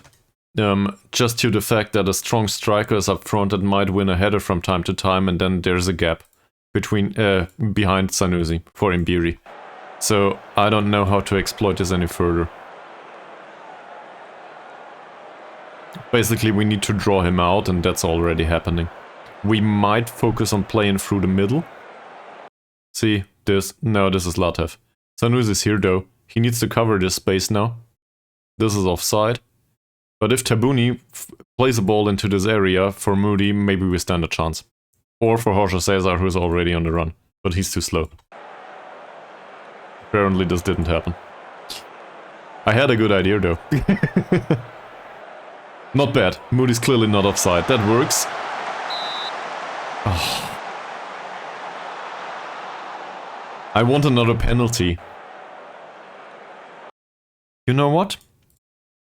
We'll play for set pieces. Maybe that helps. Moody, Jorge Cesar. It deflects off the keeper. Bounces around the penalty area. We deserve to win this game now. We definitely do. Malik. Oh, so close. Everybody's in the back for them. They do not seem to have fun so far.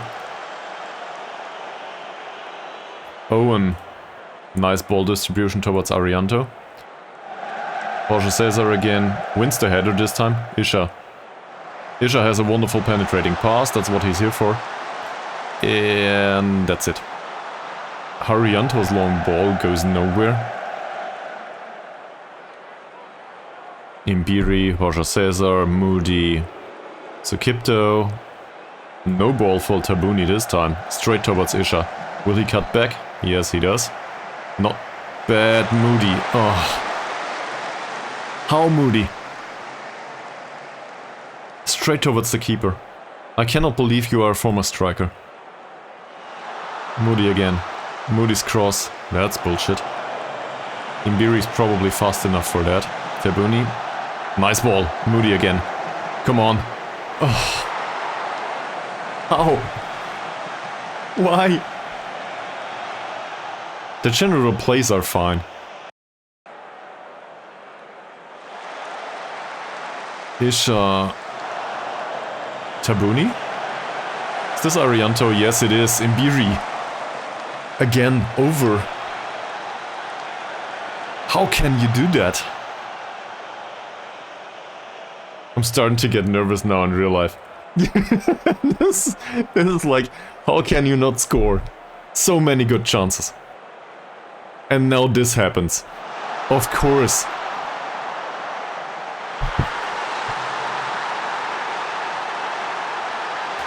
What do you do with this?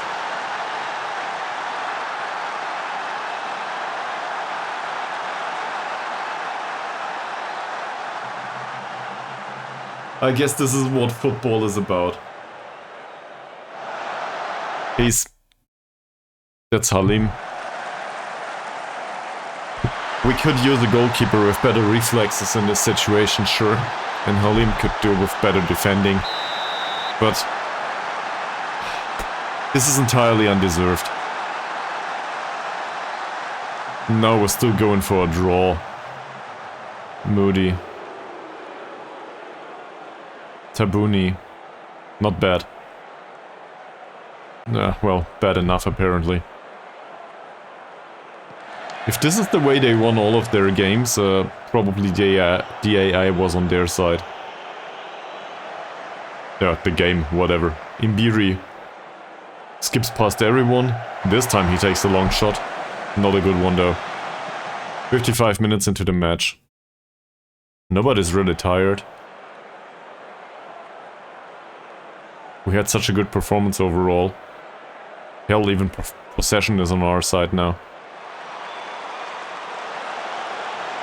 That's a corner. As it clearly says here.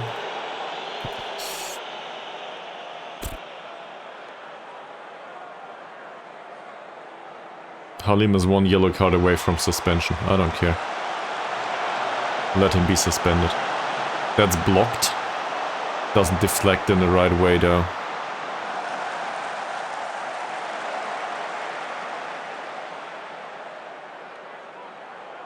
That's not offside, sadly. Or dials, or however it's pronounced. Well defended by Malik. Jorge Cesar actually got to that ball. Tabuni. Sukipto. Give it back to Tabuni. Yeah, that's fine. What the hell, Tabuni? Well done. Arianto's cross from deep towards Jorge Cesar. Come on, come on. Oh, he missed the opportunity to go for Imbiri instead. Isha. That was a shot, was it? Okay.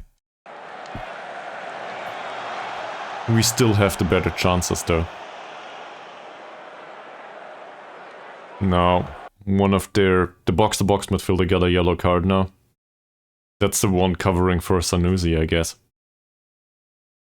Can we try to go for early crosses in this situation? Would you think that helps? Malik's crossing is borderline okay. Arianto's is okay-ish. Well, we know that Isha's isn't. It's 6. But whatever. Same with Moody's, it's not great.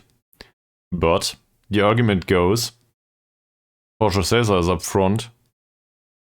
Latif seems to be overwhelmed, apparently he is overwhelmed too, that doesn't matter much. But this guy's tired.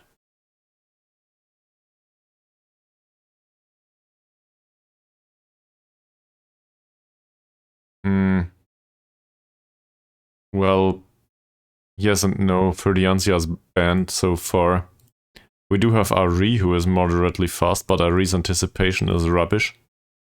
No, I was thinking early crosses towards target forward, but if this is not how it works... Zico is somewhat fast, but not faster than Moody or Imbiri. I mean, we can sub them on at some point. Minute 64 though. Not last-ditch effort yet.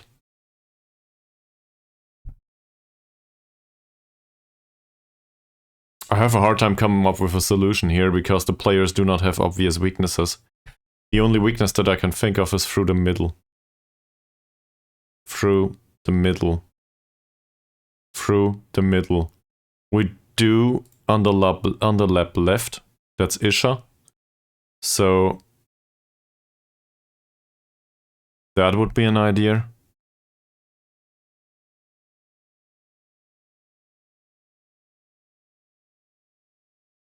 And obviously we can go more narrow, but they are not used to it, so whatever. Also the width helps a little bit, right? We do go narrow anyway, due to playing 2 inverted wingers. Which is not a bad idea given this, the state of their players.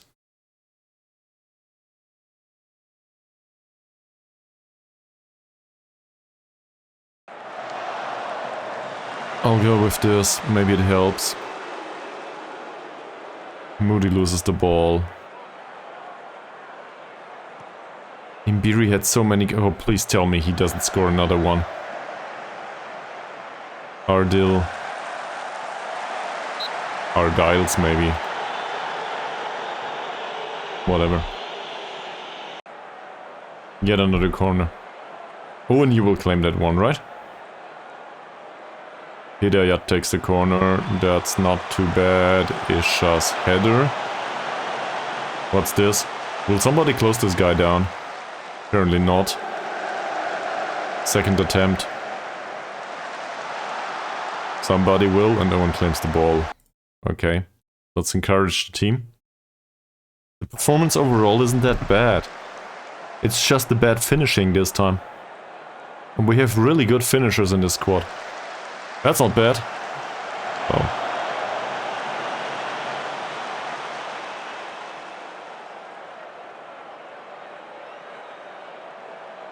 Jorge Cesar is anxious.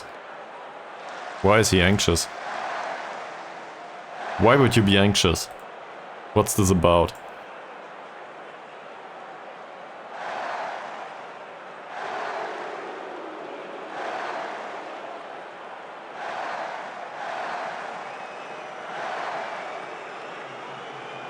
Hidayat obviously far faster than the others, and this is really lucky for us. Sanusi is substituted, so we need to change a few things. Alright. What's going on here? So, Kurnyavan comes on. He's a right-footed guy. Let's show him to the outside. Now he can rely on his crossing, but at least on his weaker foot. And otherwise, probably close him down. Doesn't look very trustworthy to me. And then there's Sumantri here. August Sumantri, who is a no-nonsense fullback apparently. 17-year-old. Positioning looks good, marking looks good, tackling looks good. Physicals are okay-ish. He's a spirited guy too. He likes to argue with the officials, so that's no help. And we do not need to close him down. No, to mark him tightly. Closing him down might be an idea, actually. But closing him down might be an idea. You know, his composure's bad and his dribbling is bad, so we might stand a chance.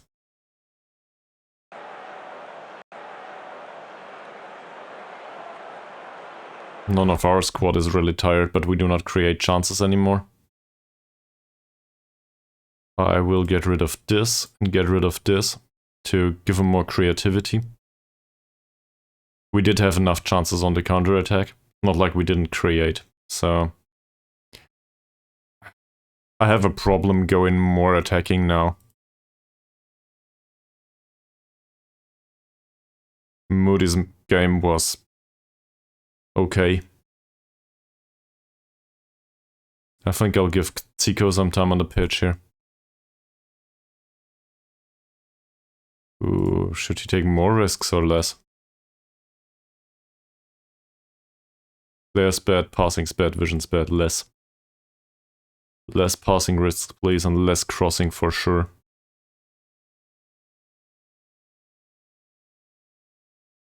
What else?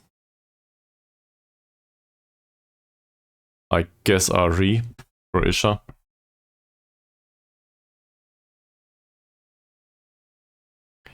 Pulling Isha from the pitch though. I'm not sure if I agree with that. We could bring Ari for Mbiri.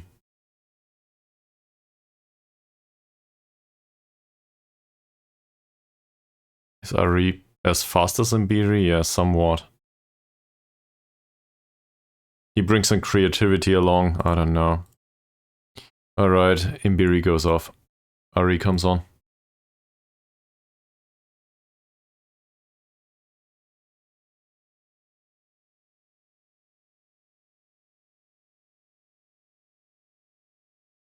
That's a weird role for Ari.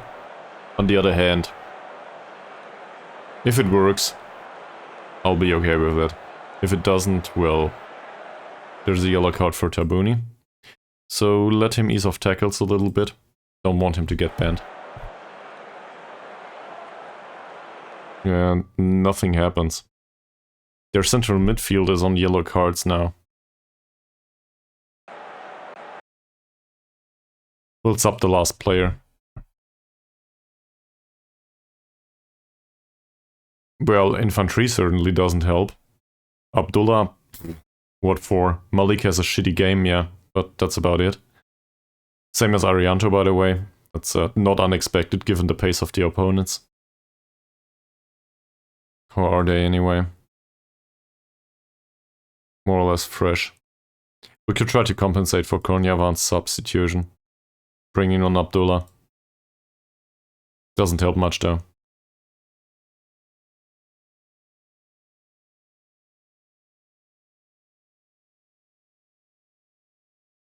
And Malik is not tired enough. I'll take off Arianto instead. And give the youngster some time on the pitch. Just to give him 15 minutes.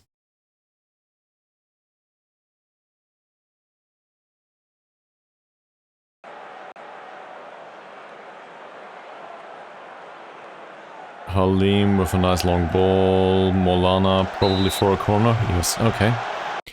Well, guys, I cannot encourage you, but I trust you. Jorge Cesar still on the pitch. Still can't encourage you. It probably has to do with Hermana coming on. That the menu is visible, that is. Zico, Jorge Cesar, crossbar.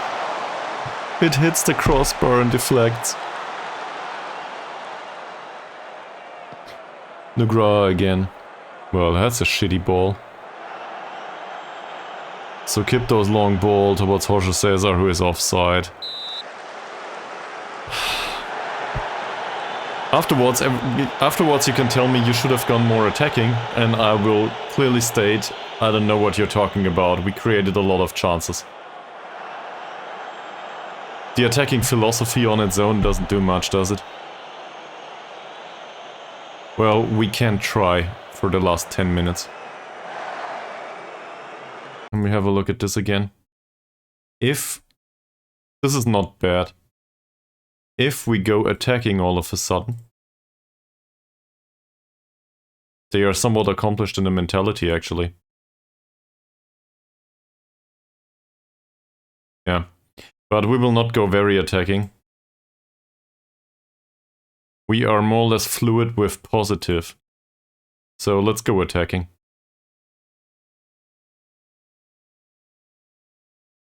They are accomplished with that. Let's go. And I will not change the defensive line or stuff.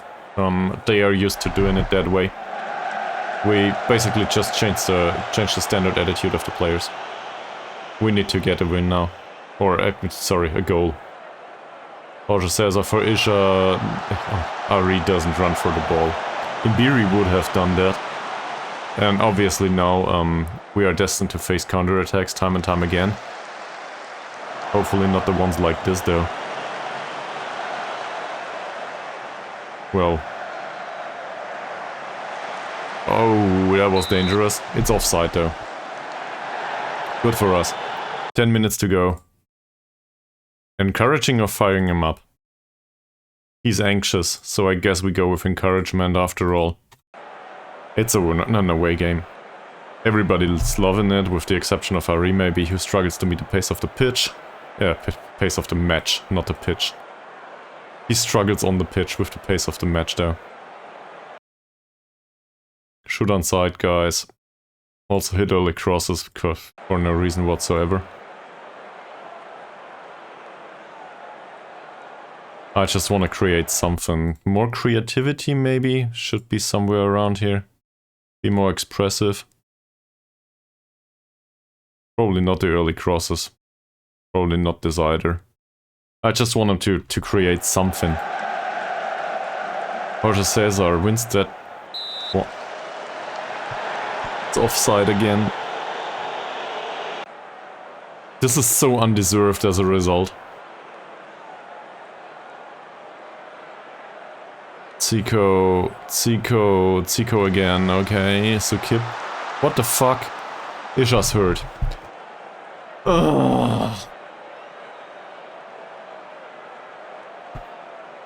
Of course he is. Malik's cross, Jorge Cesar wins the header. Zico. Malik with a cross from deep towards Jorge Cesar. Tsukito, Tabuni. And now we have the problem that there's nobody there to help defending. And this is the youngster.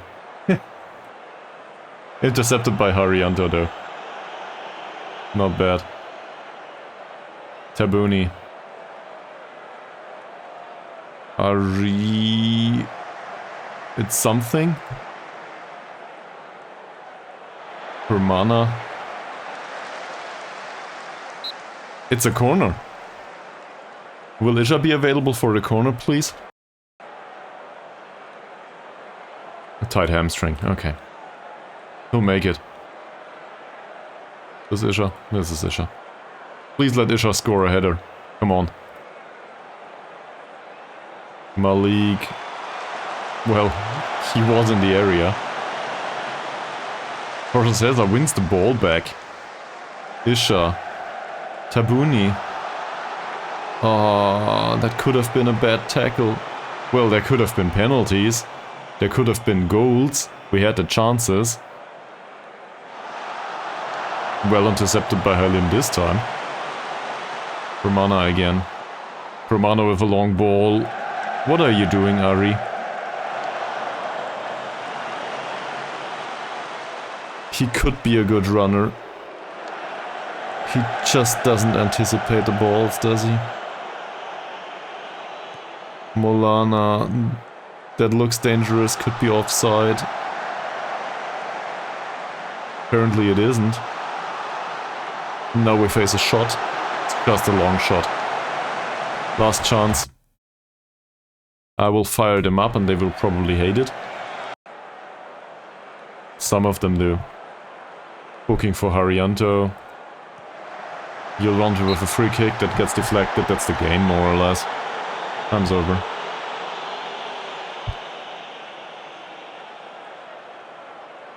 So undeserved.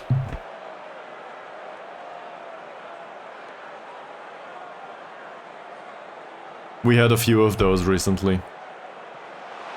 Kornyavan, Jorge Cesar. Come on, Tabuni.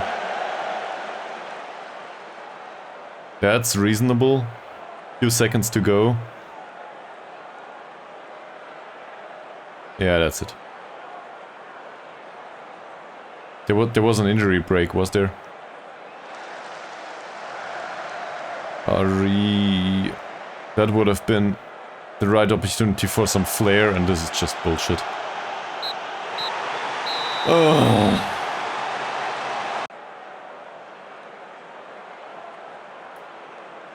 Look at that expected goals history.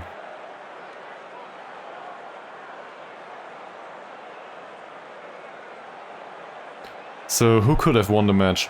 Jorge Cesar, Imbiri. First and foremost, I think.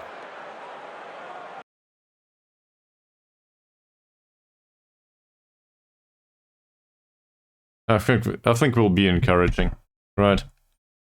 Imbiri does train his goal scoring already. Biggest problem is it does not focus the attributes down this alley that much. He develops overall so fast, it doesn't keep up. Yeah. There's also, as usual, the occasional header by Jorge Cesar that hits the crossbar. It's always these tiny differences. And his heading is 10 points. If for some reason we could get him to 11, that would probably work wonders already. But it didn't happen this time. And, well, he will probably need to decline on a physical basis to get better heading skill. At that point, the amount of chances will decrease, but the quality of chances taken will probably increase. Yeah.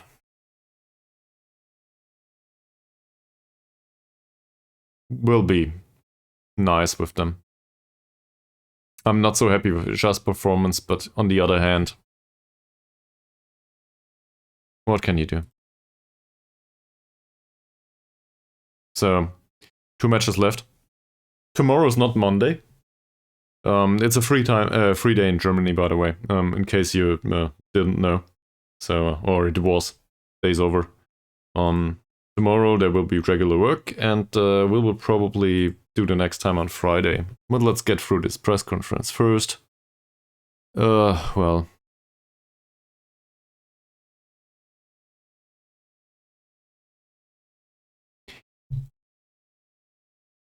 Our fullbacks have a lot of work that they are unable to do.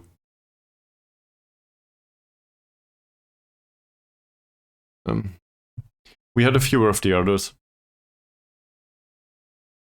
Yeah, it was a one-day holiday though, so it's not like it's a big thing. And he's out for 2 to 3 days, that doesn't matter much.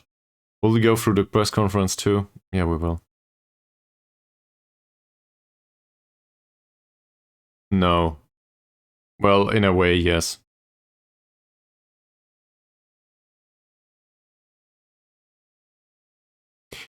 True. I could also do with, how do I put this? Well, you're late, man. Or early for your time, probably. Welcome to the stream, Sharon Nullet. I did a lot of accidental streaming today, and, well, we are not cup winners now. But we made it through some of the dead rubber game, and we were really unlucky in most of them. So, I don't know, results don't speak for us right now. But overall, it was fine, I think, from the perspective of performances. You need to watch the replay if you want to see, sorry, man. Well, what can we say about this?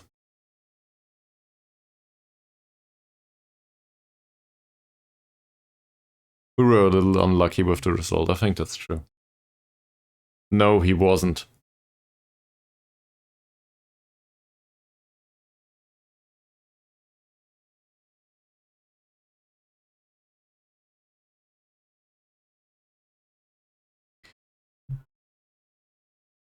Can you talk about rumors linking you with Kuriel Nurdi, whoever that is? I don't think so.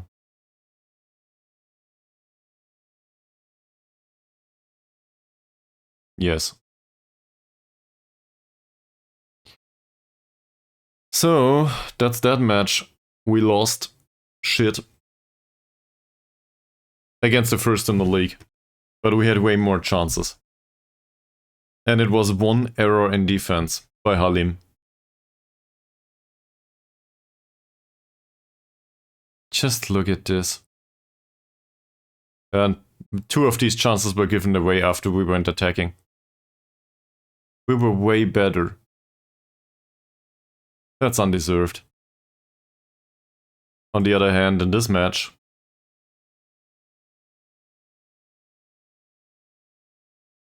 that's somewhat deserved. Yeah, I'm going to bed too. Thank you very much for sticking around, Mika Billion, and well, Sharon Nullet, thank you very much for coming over for the last 5 minutes. I hope you both have a good week, and I hope to see you all on Friday. Latest. But most likely on Friday this time. So, yeah. As always, thanks for watching, and have a good time. Thanks, man. See you all pretty soon, hopefully. Bye.